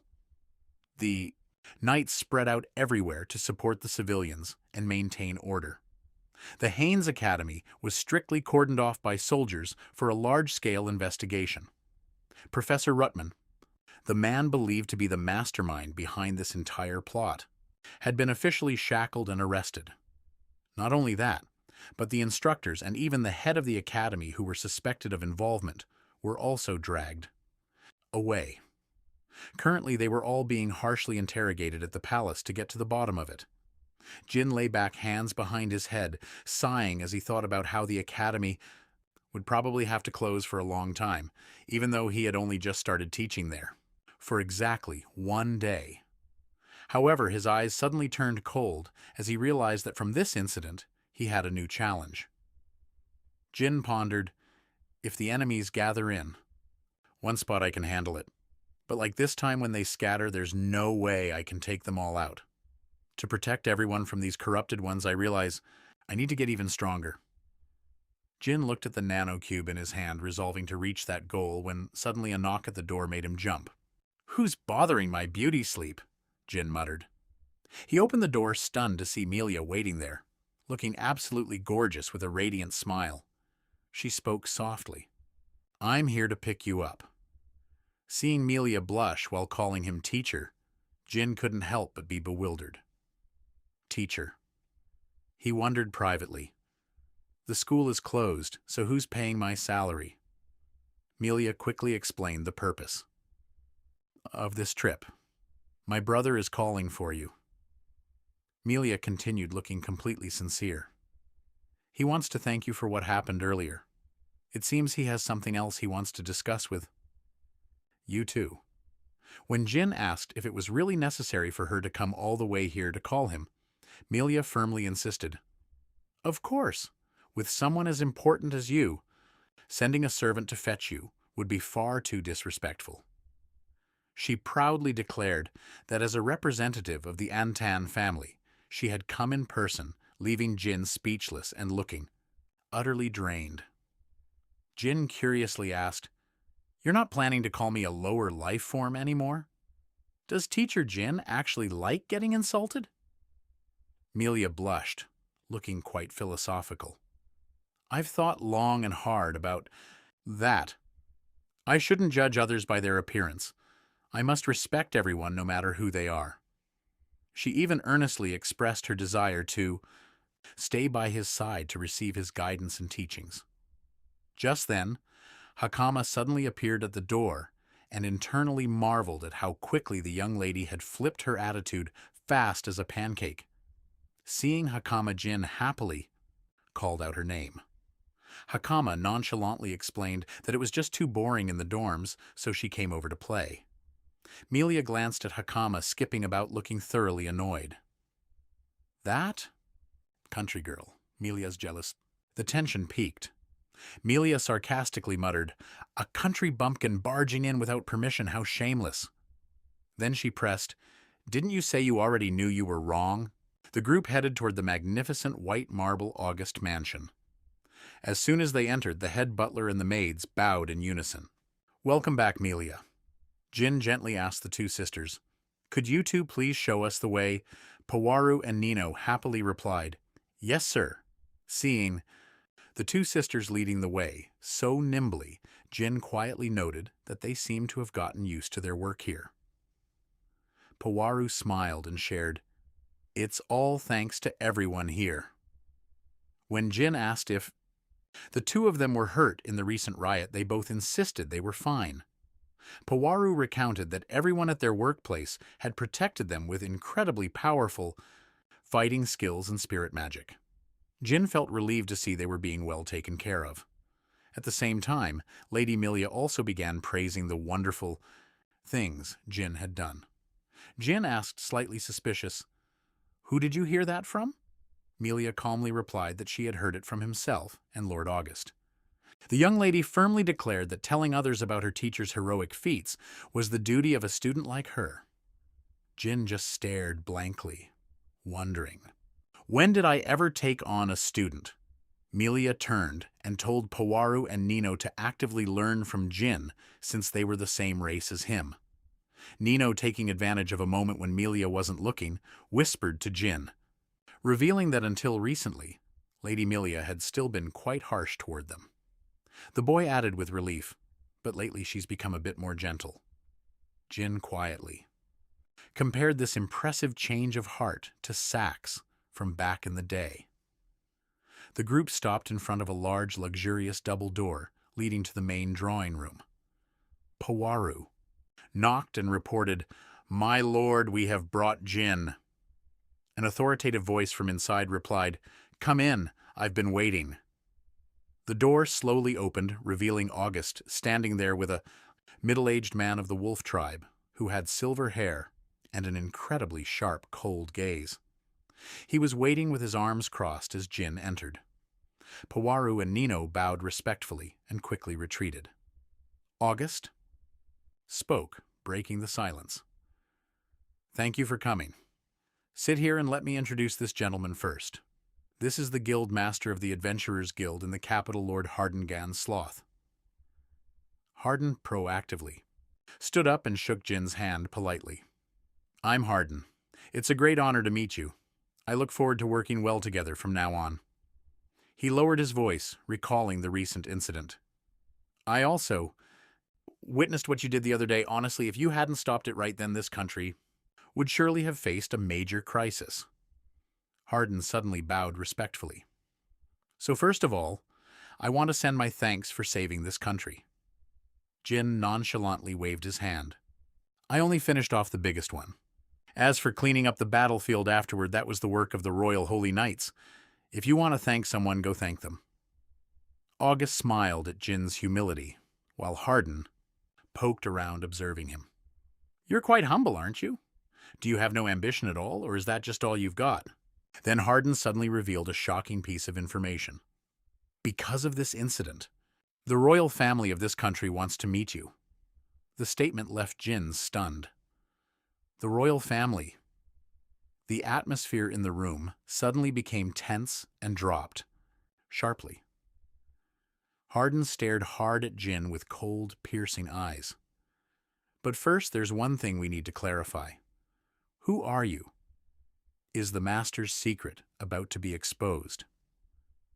The man asserted that thanks to the Guild's network of members planted in every corner, no news in this country could slip past him. Harden continued to press. "Forgive me, but I've also investigated, yet I couldn't find a single piece of information about you." August also chimed in with a grave expression. "That is also something I want to be clear about. Don't try to dodge the question. Come clean." Under the worried gaze of Melia and Hakama, August pressed him. "Where do you come from, and what is your true purpose? In coming to this country, facing the pressure from the two most powerful men in the capital," Jin's gaze became cold. August growled, giving a final warning. Harden demanded to know Jin's true intent for coming to this kingdom and ordered him to be smart and tell the whole truth. However, Jin maintained his calm demeanor. He adjusted his gloves and replied coolly, "I have no intention of hiding anything." Jin explained further that he had kept silent only because he thought, even if he said it, no one would believe it. Witnessing the tension, Melia and Hakama could only anxiously watch his every move. At that sincerity, August stated, "If those are words from your own mouth, I will believe you."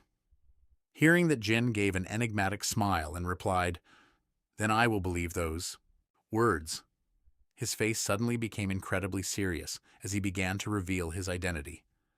"I am a person who has lived since 100 million years ago." The shocking declaration from Jin made the atmosphere in the room feel as if it had frozen solid. August contemplated remembering the legends about the taboo of Kodama village and gasped in astonishment. "So you are the human who was sleeping behind that unopened door?" Harden, though still somewhat skeptical, had to admit, "It's hard to believe right away, but—" "We believe him because he's handsome," Melia said, gazing at Jin with pure admiration, confirming that he really was brave enough to head down into the dungeon. Opening that ancient, long-sealed gate was no small feat. Melia lightly covered her mouth with her fan, insisting that beyond that, her brother and many others had seen Jin's extraordinary power with their own eyes. The girl's conviction left August stunned. He was still reeling from Jin's admission. "What on earth just happened?" August blurted out, looking at Melia's prideful expression. Jin calmly explained that he had been fast asleep deep underground in this country for a very long time. He revealed that the only reason he came to the royal capital was to gather information about this new era. Harden listened intently, then asked, "What kind of information do you want?" Jin held up one finger and answered decisively. "Two types. First, about the corrupted." Jin dropped a bombshell, revealing that they have existed for over 100 million years. Both August and Hardin gasped in shock. With a cold, sharp gaze, Jin asserted that logically they shouldn't even be alive in this day and age. When Hardin asked how they managed to survive so long, Jin explained it was all thanks to the power of the spirits. He noted that spirits from the ancient era have been present everywhere in this world. Through massive mechanical systems, brilliant green energy pillars shoot from the spirit towers into the sky, releasing a source of power that covers the entire globe. Jin explained that the corrupted could only survive in heavily polluted areas, yet the spirits possess the ability to cleanse the environment, wiping out that pollution with powerful energy rain to eliminate the mutated creatures. Hardin immediately raised a difficult question. Then why do the corrupted still exist? Jin fell silent, admitting he didn't know the exact details. He reached into his pocket, pulled out a cube, and activated a virtual screen containing Kagura's data. Jin gave a serious warning. I'm telling you, those things are evolving. Seeing such advanced technology appear before them, Hardin couldn't help but gasp. What kind of tech is this advanced? Hardin stared at the complex virtual display, completely helpless because he couldn't grasp the principles behind how this system worked. Deep down, both he and August remained skeptical. Was this man really from an era 100 million years ago? Jin calmly explained that this was exactly why he came to the royal capital. He wanted to learn how people of this era deal with the corrupted through the ancient records kept here. When Hardin asked about his second goal, Jin answered flatly, to find clues about the secret laboratories, including the one located right beneath this capital, the one created by his own friend Kagura. Jin revealed he was working hard to track down the scattered labs across the world, though he silently decided to keep the part about his own power-up a secret. With a bright, determined gaze, Jin stated clearly that his only goal in being here was to wipe the corrupted from the face of the earth. The room fell silent as everyone processed the burden Jin carried. Hardin broke the tension by remarking, "This is truly a crazy story." August nodded in agreement, but then he smiled trustingly, affirming that he would put his faith in Jin because they shared the same goal of destroying those monsters. He didn't forget to remind Jin not to tell anyone else unless he wanted to be called a madman. Jin smiled slightly and replied, "I know." When August asked for Hardin's opinion, the guildmaster admitted that if the captain trusted him, then he would too. He further explained that someone intending to harm the kingdom would never risk their life to protect the castle as Jin did. Just as the discussion was unfolding, a knock at the door interrupted the atmosphere. "Powaru!" And Nino entered, politely apologizing for the interruption. Boharu opened the door and quietly announced that the time for the formal audience was drawing near. August stood up and asked if Jin and everyone were ready. A luxurious carriage quickly rolled forward, taking the group straight toward the magnificent, splendid castle of the Kermosia kingdom. Jin stood before the mirror, silently observing himself in an incredibly elegant, aristocratic tuxedo. He thought to himself about the upcoming royal audience, but couldn't help but wonder, why wear this? It's so exhausting. August and Hardin nodded, affirming that it suited him perfectly. Even Melia and the other girls praised him in unison, making Jin just sigh. It's just a bit hard to move in. "Teacher Jin looks good in anything, right, guys?" Hardin sternly reminded them that the person they were about to meet was the first prince, who was currently acting as regent for the ailing king. "We need to maintain proper etiquette. I hope you understand," Hardin warned as the carriage officially passed through the city gate. Jin thought with a look of weariness, "How troublesome. I just hope I don't get dragged into any other problems." Inside the palace, rows of heavily armed guards stood at attention along the hallway, creating an incredibly solemn and oppressive atmosphere. Entering the splendid grand hall, August and Hardin knelt down to pay their respects. From high above, an authoritative voice rang out, "The Savior, who rescued the country from crisis, has arrived. Raise your heads. Jin slowly looked up and realized the person standing before him was the first Prince Teos Komosha, a man with long blonde hair and pointed ears carrying himself with an arrogant air. Jin introduced himself firmly. Nice to meet you. My name is Jin Sido. Prince Teos curled his lip. On behalf of my ailing father, I will thank you as his representative. You have done very well. However, Teos then spoke, in a condescending tone when mentioning his background.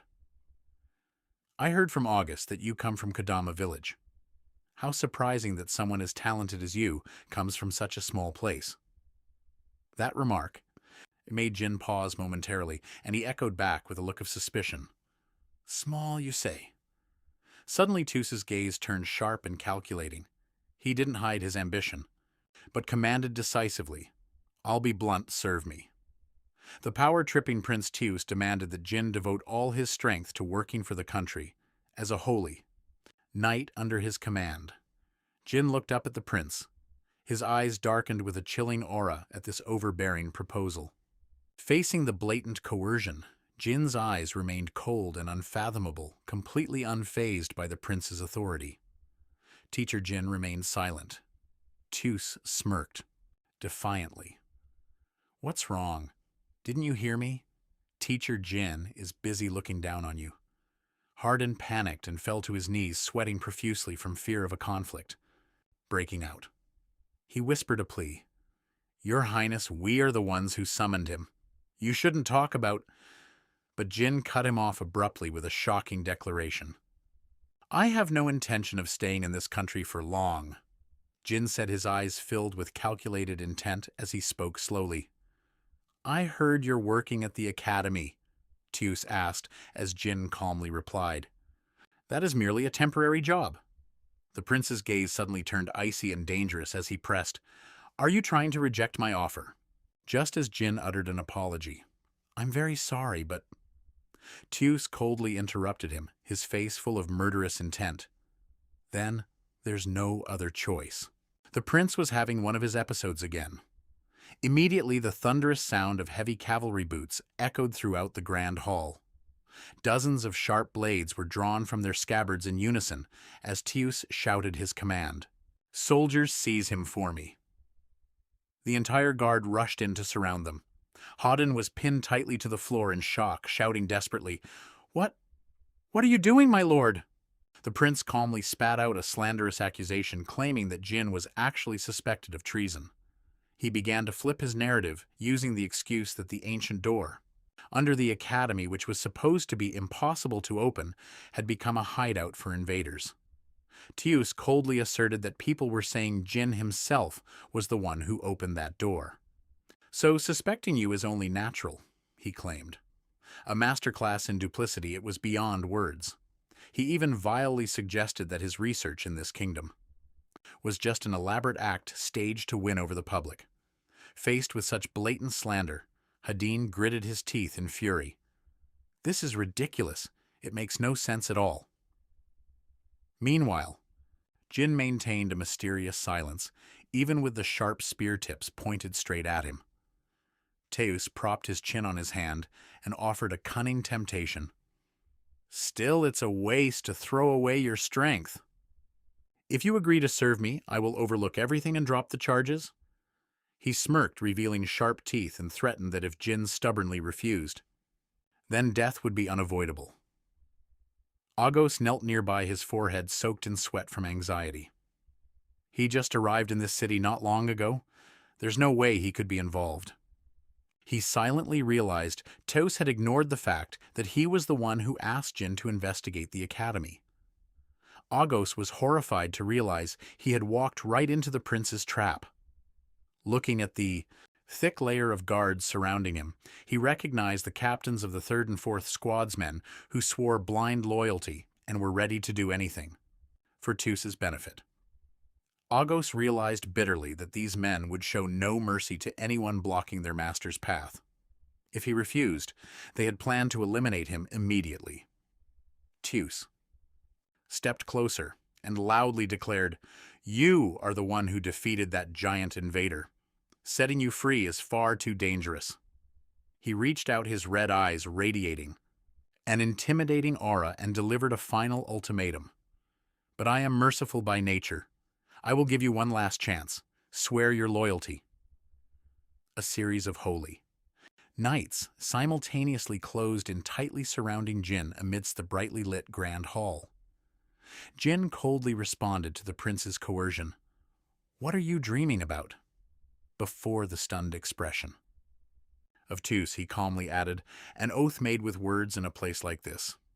What is it even worth?"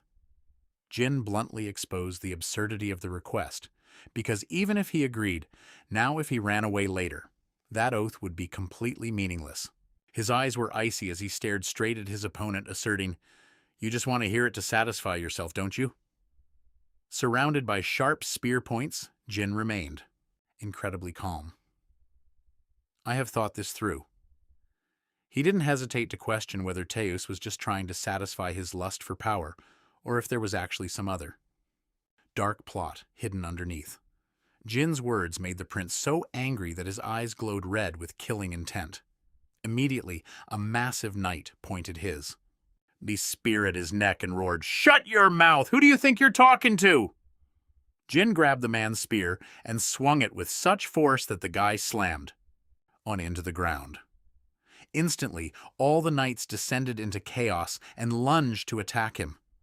His arrogant attitude left Teus and Agos standing frozen in shock. Rhea, the female knight, intended to attack, but she suddenly stopped in terror. Rhea was horrified to realize she was completely helpless and wondered why she couldn't activate her spirit arts. Teus roared crazily at the resistance. "Damn it! Seize him now!" The cavalry rushed in like moths to a flame, but Jin just smirked. He continuously unleashed powerful blows, sending the guards flying across the grand hall. A thunderous kick struck an enemy's chest, sending him soaring away with a miserable scream.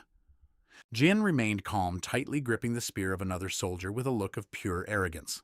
Seeing his subordinates taken down so easily, Teus screamed in anger, "Agos, you! What the hell are you doing? Help us out! Make him pay for daring to defy the royal family." Faced with the prince's stern command, Agos just stood silently.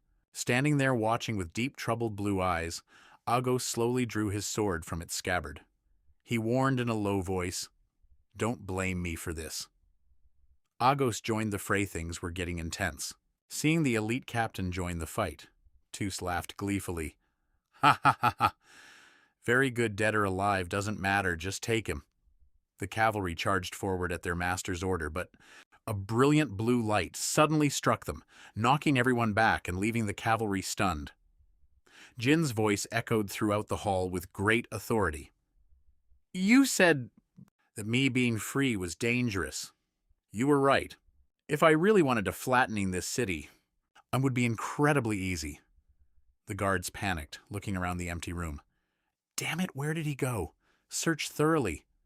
Amidst the chaos, Jin declared firmly, "The reason I am not destroying this place is because I want to stand with the people to protect their lives." For now, Jin coldly declared that he always has exceptions, and for those evil people who disregard human life, he would show absolutely no mercy. Suddenly, Jin appeared right behind Teus, like a ghost, making the prince's skin crawl, and his face turned pale with terror. He leaned close to his ear and whispered a chilling threat. "So are you a human or are you trash? To the trash that stains other people's lives, Jin is going to take care of you right now." He leaned close to the prince's ear and asked defiantly, "Which one are you, Prince Toski Moshia?" The direct threat made Teos turn pale, cold sweat running down his face in terror as he realized the Grim Reaper was standing right behind him. Below the knight, Wasa, who had been knocked down, roared in anger, Do you have any idea what the hell you're doing?" The female knight, Rhea, held her sword firmly and retorted, "I know exactly what I'm doing. I'm just standing up to someone forcing me to do unreasonable things." The knight was shocked, unable to believe his ears. Well, what you want to go up against the entire nation? Maybe, Jin replied coldly, exposing the truth. The one trying to defy things isn't me, it's you. He declared loudly that if it came to the royal family, he would. With a certain level of respect, Jin asserted that if the kingdom's laws were followed and the requests were reasonable, he would be willing to assist, but his worth wasn't so cheap that he would be forced to swallow his pride and submit to such absurdity. Seeing Wasa's furious expression, Jin warned him in a low, sharp tone. If you intend to use force to coerce me, don't blame me for what happens next. Despite the pushback, he remained calm and spoke. But before that, I have a question. Are you the type of person who always deludes themselves into thinking things will go exactly as planned? Or is there something else going on? Jin's eyes glowed with such power that Teus was frozen in utter fear. He concluded with a remark full of hidden meaning. I've heard the whole story. Suddenly, a loud crash echoed as the grand hall doors were thrown open. Amidst the shock of all the knights who were clutching their weapons, a figure appeared with an elegant tone. The thing is, amidst the suffocating tense atmosphere, a graceful voice suddenly rang out, cutting through everything. May I join this conversation? The grand doors swung wide open. A beautiful young lady with long, flowing platinum hair, draped in a magnificent blue gown, stepped inside. Her sudden appearance made the knight Wasa panic-stricken to the point of stuttering. He trembled in terror. Princess Sarklet! August breathed a sigh of relief. He looked toward the second princess with a look of pure trust and whispered, You arrived just in time. I leave the rest to you. Sarklet Cormacia smiled with a hidden meaning. She looked straight at her brother and spoke with sharp sarcasm. You seem to be having a lot of fun, dear brother. Seeing his sister appear, Teus's face instantly changed. He broke into a cold sweat, looking visibly flustered as he stammered her name. Sarklet watched the prince's fearful attitude towards his own sister. Sarklet sighed, exhausted by her brother's crude behavior. Brother acting like that is so troublesome. If you've invited the hero who saved the nation, then you should have invited me too. She spoke clearly, asserting that she also had the right to be present here, to represent His Majesty the King. Teus ground his teeth in frustration, veins bulging on his neck at his sister's interference. Just then, a knight approached Teus and coldly declared, Regrettably, the person standing here is no hero. He is a criminal who dared to bare his fangs at the royal family. Sarklet narrowed her eyes, looking down, and asked to confirm. Oh, is that really so? Wasa knelt on the floor and shouted angrily, Yes, that man wounded the commander of the Fourth Holy Knight Order. Wasa didn't flinch. Sarklet retorted, Isn't that because you all acted rudely first? That remark made Wasa's blood boil. The old man roared in anger, My lady, what are you saying? The knight Wasa pointed at Jin and yelled accusingly, Look at him. He's planning to assassinate the first prince of this country.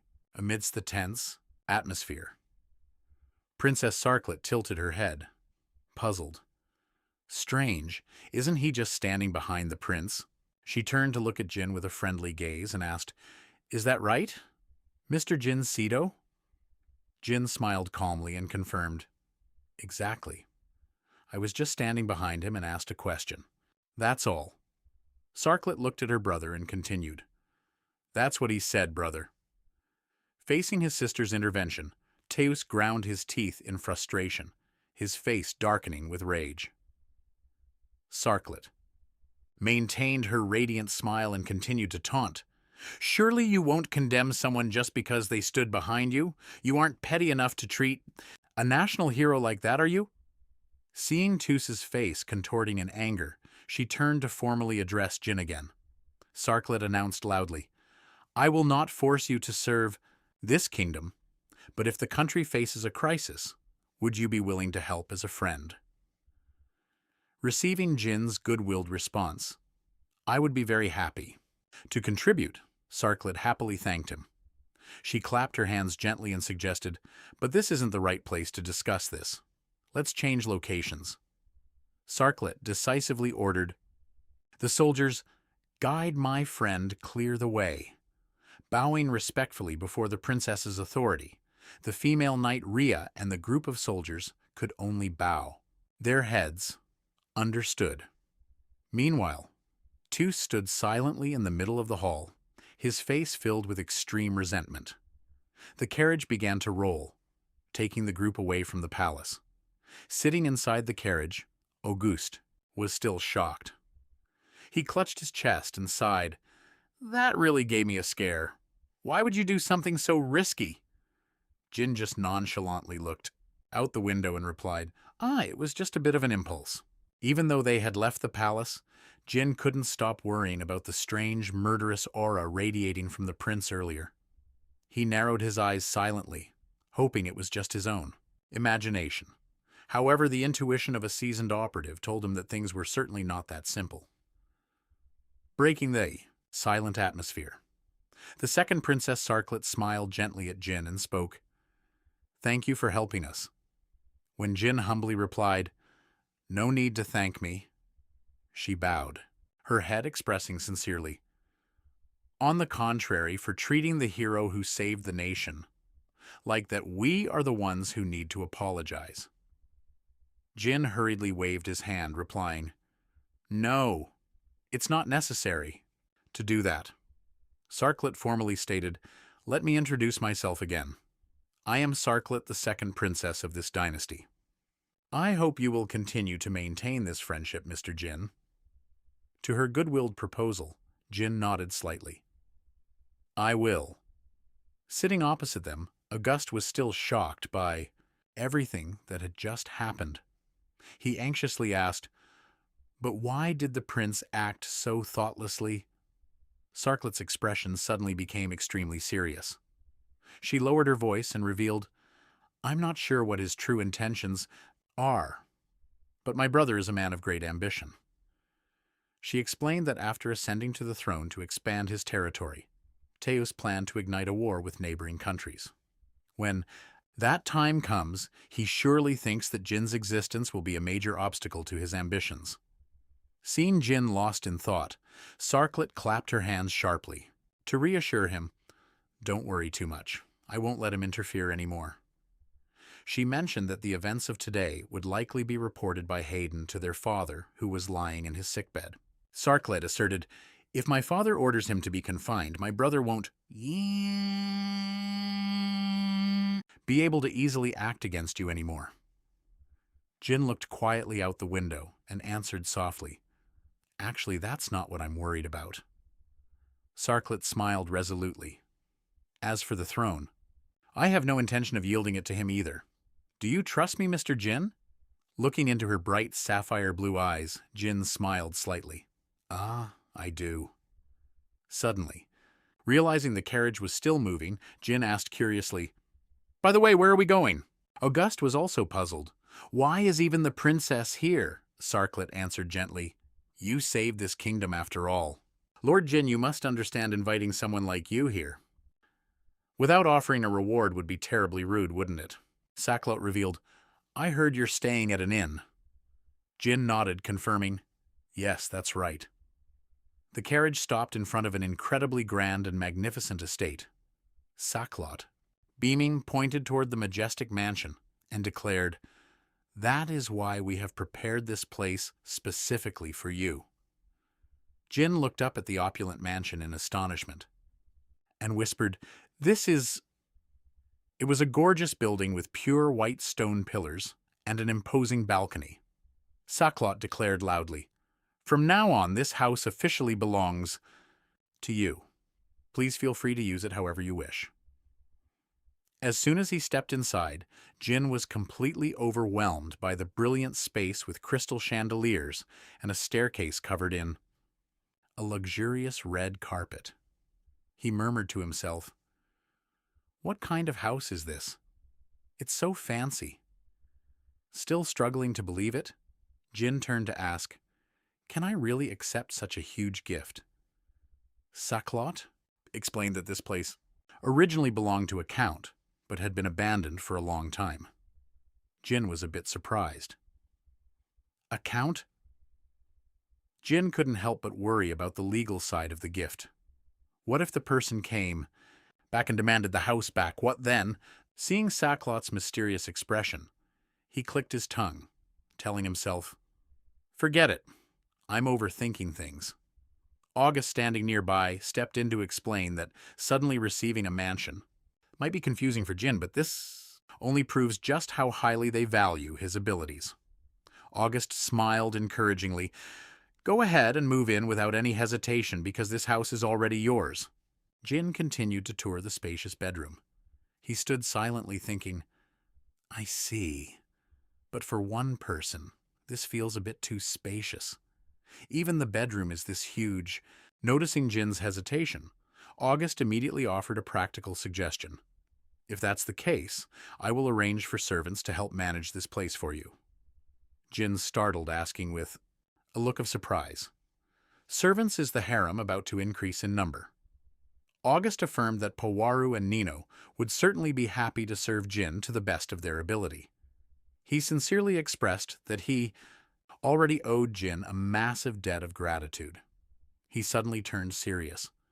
"But if it's not too much trouble, could you hear one more request from me?" Jin curiously looked at the other man and asked, "What request?" Immediately after the scene shifted to the special training ground of the 7th Squad, where cheers and the sounds of colliding weapons echoed through the space. In the middle of the training field, an intense sparring match was underway, with wooden swords clashing loudly. Karina put all her strength into it, lunging forward and swinging her spear to attack her opponent with terrifying speed. With sharp, determined eyes, she roared, and with a decisive, masterful move, Karina quickly overwhelmed her opponent. Pushed into a corner, the Beastman warrior, sweating profusely, gritted his teeth in frustration and gasped, "Stop, I surrender, that's too painful." Applause rang out. Rhea approached and offered praise. "You've improved quickly, Karina." Wiping off sweat, Karina modestly replied that she still had to work even harder. However, her mind suddenly drifted back to the horrific memories of a few days ago, when she realized she only had enough strength to deal with some weak Lola men, while the true power of her own self was still so small. The image of Jin alone facing the giant monster still haunted Karina's mind, making her shake her head, annoyed. So boring. Is there no one else left to fight? In her heart, Karina was relentlessly haunted by a single question. How could such an insignificant being possibly do something that extraordinary? Just then, a soldier shouted in a panic as he saw a group of people entering. "Captain and Lady Sacklot is here too." August, along with Jin and Princess Sacklot, entered the training ground. He spoke up, "Everyone, please continue your training." As soon as she caught sight of Jin walking onto the field, Karina's expression changed. She gritted her teeth in annoyance. "Ugh, it's that guy. What the hell is he doing here?" While Sacklot was being guided with great respect, Jin turned to ask August, "So then what do you want me to do here?" The captain replied softly, "Coming all this way, you must have guessed it already, right?" Looking at the soldiers diligently training below, Jin suspiciously asked, "You want me to instruct them?" August definitively affirmed, "Exactly." August lowered his voice to explain. Surely Jin saw with his own eyes the arrogant and disdainful attitude of Prince Teos earlier. He revealed a brutal truth, that currently both Prince Teos and Princess Sacklot are in a fierce struggle for the throne. August was worried that no one could predict when that prince might resort to despicable tricks. He looked toward his comrades and shouted, "The only people who can protect Princess Sacklot with absolute loyalty are us, the 7th Squad." With anxious eyes, August earnestly pleaded, "No one knows when a critical moment might strike, so I want you to train them, so they are ready for that day." Jin quietly observed the intense sparring on the field and silently judged, "These guys fight like this. It's just for show." Shouts of encouragement rang out incessantly amidst the loud clashing of weapons. A little more. Jin realized that the soldiers of the 7th Squad were always training very hard every day. However, Witnessing their effort to the point of exhaustion, a sense of nostalgia suddenly flooded his mind. Jin smiled softly to himself, seeing this scene again. Reminds me of the time I was also driven to exhaustion. He remembered the time 100 million years ago when he was just like that. To become an official state agent, Jin had to go through crazy training regimens from jogging while dragging huge stacks of tires to hours of high-intensity physical conditioning. Breaking free from his thoughts, Jin, along with August and Sacklot, headed toward the center of the training field. August shouted for the whole team, "Everyone gather around!" August announced to all the soldiers, "Today, to improve the quality of our training, we have invited a national hero to act as a special coach. He will point out the shortcomings we need to overcome. Is that clear?" The whole team shouted in unison, "Understood, Commander."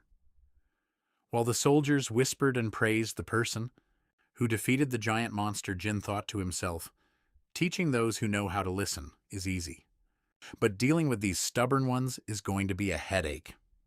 His gaze rested on Karina, who was showing clear dissatisfaction. Jin began the session with a simple request. "First, I want to check your physical fitness. Now, everyone run around the perimeter of the training ground for me." "Ugh, Jin is playing his torture games again, guys." Karina reacted violently. "Huh, that's the exercise we do every single day. There's no need to check our fitness. It's completely redundant." "Are you here just to make us do these trivial chores?" Ria frantically tried to stop Karina. "You're being incredibly insolent," August said, his voice dropping, which made Karina freeze in her tracks. Seeing the resistance, Jin smirked slightly. "I apologize for my earlier actions. Since that's the case, let's change our approach a bit." He took off his outer cloak, walked straight toward Karina, and asked, "That sounds interesting. Your weapon of choice is a spear, right?" Karina replied, looking defiant. "Yeah, that's right." Jin grabbed the spear and offered a challenge. "Try stabbing me once. There's no time limit. If you can land even one hit on me, your training running session will be cancelled." Witnessing this bet, August thought to himself, "This sounds fun." Jin clearly understood the psychology of these soldiers. He told himself that being instructed by someone they considered weaker than themselves wasn't something anyone would want. Karina wore a confident smile. "But do you even know how to use a spear?" Jin simply replied. "Don't worry." Immediately, he performed a series of spear maneuvers with incredible speed. Jin stood tall in the middle of the training ground and declared clearly, "I can handle any weapon. Don't underestimate me." 100 million years ago, in a modern training room, Jin, a young operative with a muscular build, was diligently honing his skills with a long spear, displaying extraordinary physical strength and the intense focus of a top-tier warrior. Kagura, wearing a white lab coat, walked in leisurely holding a drink and asked, "What's this switching to spear dancing today?" Realizing it was his familiar partner, Jin replied. Kagura was curious about his personal life. "Apart from training, don't you have any other hobbies?" Jin took a sip of his water and recalled nostalgically, "When I was small, I used to watch superhero shows." Kagura handed him the drink and reminded him of the harsh reality that Jin was currently facing. "I mean, look at the present. You're the top agent this nation has right now. Don't you think you should take a break once in a while?" Jin sighed and answered, "I don't have time for that. Most of my missions involve infiltrating enemy organizations." He recalled the times he had been in tight spots, having to carry out missions with nothing but his bare hands. Back then, Jin had no choice but to grab whatever was around, even a frying pan, to use as a weapon to survive amidst the enemy's fierce siege. Jin affirmed, "So no matter what weapon I pick up, I have to be able to master it. Everything is aimed at increasing my survival rate, even if it's just by a little bit." Witnessing her friend's extreme dedication, Kagura smiled slightly and made a firm promise. "Don't worry. I'll make some high-end gear for you to use." Karina lunged with incredible speed, swinging her spear at Jin repeatedly. The sound of clashing metal rang out continuously, but Jin remained remarkably calm. His cold blue eyes intently observed every opening in her attacks. He easily neutralized every tricky spear maneuver Karina threw at him with simple yet incredibly precise parries. Witnessing her own helplessness, Karina couldn't help but be shocked and drenched in sweat from exhaustion. Jin smirked at his opponent and casually commented, 15-0, sweetheart. We can count until tomorrow morning if you want. Those words were like salt in the wound to her pride, making Karina grit her teeth in frustration. She yelled out in spite, "Again!" Without a moment's hesitation, she lunged like a moth to a flame. But Jin stood firm as a rock. He decisively blocked her attack in the blink of an eye. The confrontation escalated at a dizzying speed. Jin thought to himself, her movements are very fast and her reflex speed isn't bad either. Karina roared madly, "Ha!" pouring all her remaining strength into the next strike. Catching the powerful thrust Jin was secretly amazed by. The female knight's ability. Her strength was also truly astonishing. Every time the spears collided, he could feel the terrifying weight behind each of her blows. Jin was as fast as a blade, completely reading her move. He executed a sharp counterstrike, knocking Karina's weapon away and causing her to collapse to the ground in total shock. Jin stood tall, looking at his opponent with a serious gaze, and decisively declared, "That's enough!" Even though she had just been knocked down, Karina still yelled with determination, "I can still keep fighting!" But Jin just sighed, looking bored. What a waste of effort. He turned his back and coldly pointed out the reality. You've run out of stamina. The more you struggle, the weaker your posture becomes. The blunt observation left Karina frozen in shock. Jin thought to himself that, as he had expected, she completely lacked endurance and was trying to use raw physical strength to cover up her lack of technique. Her fighting style was still too far from reaching the level of refinement needed. Jin realized that perhaps because in this era, spirit arts were the main focus of every battle compared to the warriors of his era, the standards for necessary skills were completely different. He told himself, first, I need to rebuild her basic physical foundation. Jin looked down at Karina, who was kneeling on the floor, and asked, "No objections, right?" Even though she was full of resentment and silently cursing, "Damn it!" Karina couldn't deny her opponent's complete dominance. Looking at Jin's outstretched hand, Karina couldn't help but be shocked, wondering, he hasn't even broken a sweat. What the hell is he made of? Faced with Jin's question, "Are you planning on lying there until tomorrow morning?" She hesitated for a moment, but then had to admit, I have to accept it. This person is very strong. Overcoming her ego. Karina decisively grabbed Jin's hand to stand up, officially acknowledging the unimaginable ability of the man before her. Jin turned to the whole squad and offered, "So shall we start with a few laps of running?" Under the watchful eyes of Agus. Emilia, the soldiers, though still a bit bewildered, were ready to begin the grueling training. As night gradually fell, covering the capital, a black crow with burning red eyes flew past the gloomy castle. Inside the dark hallways, a mysterious figure carrying a lantern walked silently between the cold stone walls. At a dark, deep corner inside the capital's prison, a figure with a lantern walked silently to the front of the cell of someone in chains. Seeing the prisoner, the first Prince Teus smirked and let out a mocking greeting. "Well, hello there. Is the old man in jail comfortable?"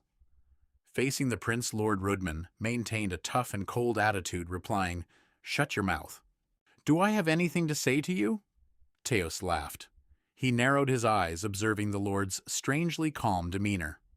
"Oh, you're still calm. Even in this situation, aren't you? Are you still plotting something?" Stepping closer, Teus leisurely let out a threatening remark, full of hidden meaning. "Well, let's see. However, let me tell you one thing: even if you manage to escape this time, the royal family will eventually meet its doom."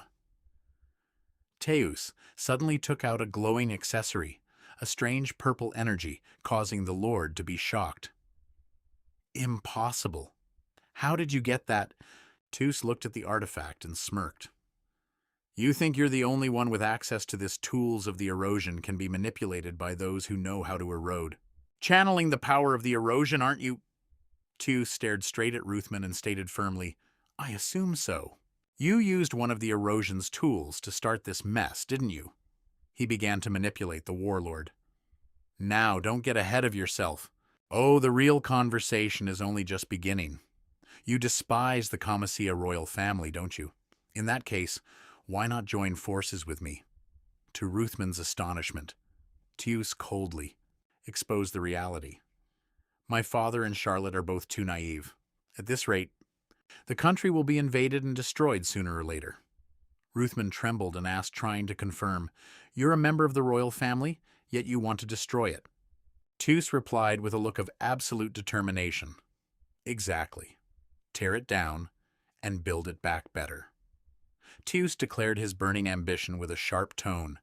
This country needs to be rebuilt from scratch, to become a stronger, more authoritative nation. Faced with such an ambitious vision, Ruthven pondered for a moment before nodding slowly. Fine. I can't promise to put you on the throne of this new nation, but that doesn't matter. In exchange, Tus held out the hand, clutching the glowing artifact toward the other man, and commanded, Swear your loyalty, or I'm showing you the door. Ruthven, bewildered, asked back, Loyalty, and received a confirming nod from the prince. Yeah, it would be very troublesome if you betrayed me later. Deep down, the warlord smirked with contempt. You fool! What does an oath even mean? I'll use you until you're worthless, then I'll get rid of you. With a fake smile on his face, Ruthven spoke clearly and swore. Fine!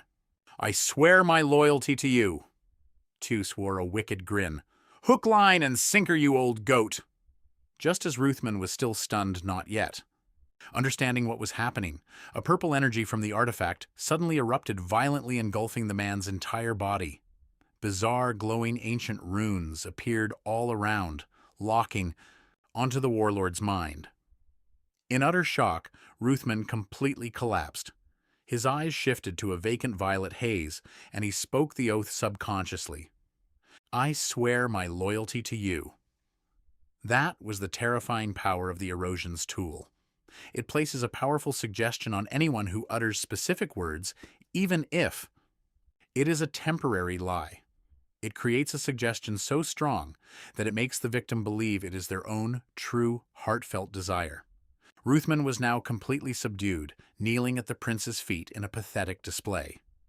With his glowing, vacant eyes, Ruthven desperately pleaded, Your Highness, please give me your commands. As you wish. Tus looked down with a sneer of contempt. How pathetic. Just the mere idea of someone with low-born blood like you trying to replace the royal family makes me want to vomit. He calmly turned his back and walked away, treating everyone like mere chess pieces to be used.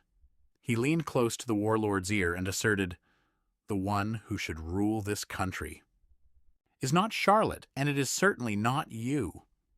Tus declared his ambition loud and clear. This nation will be led by me.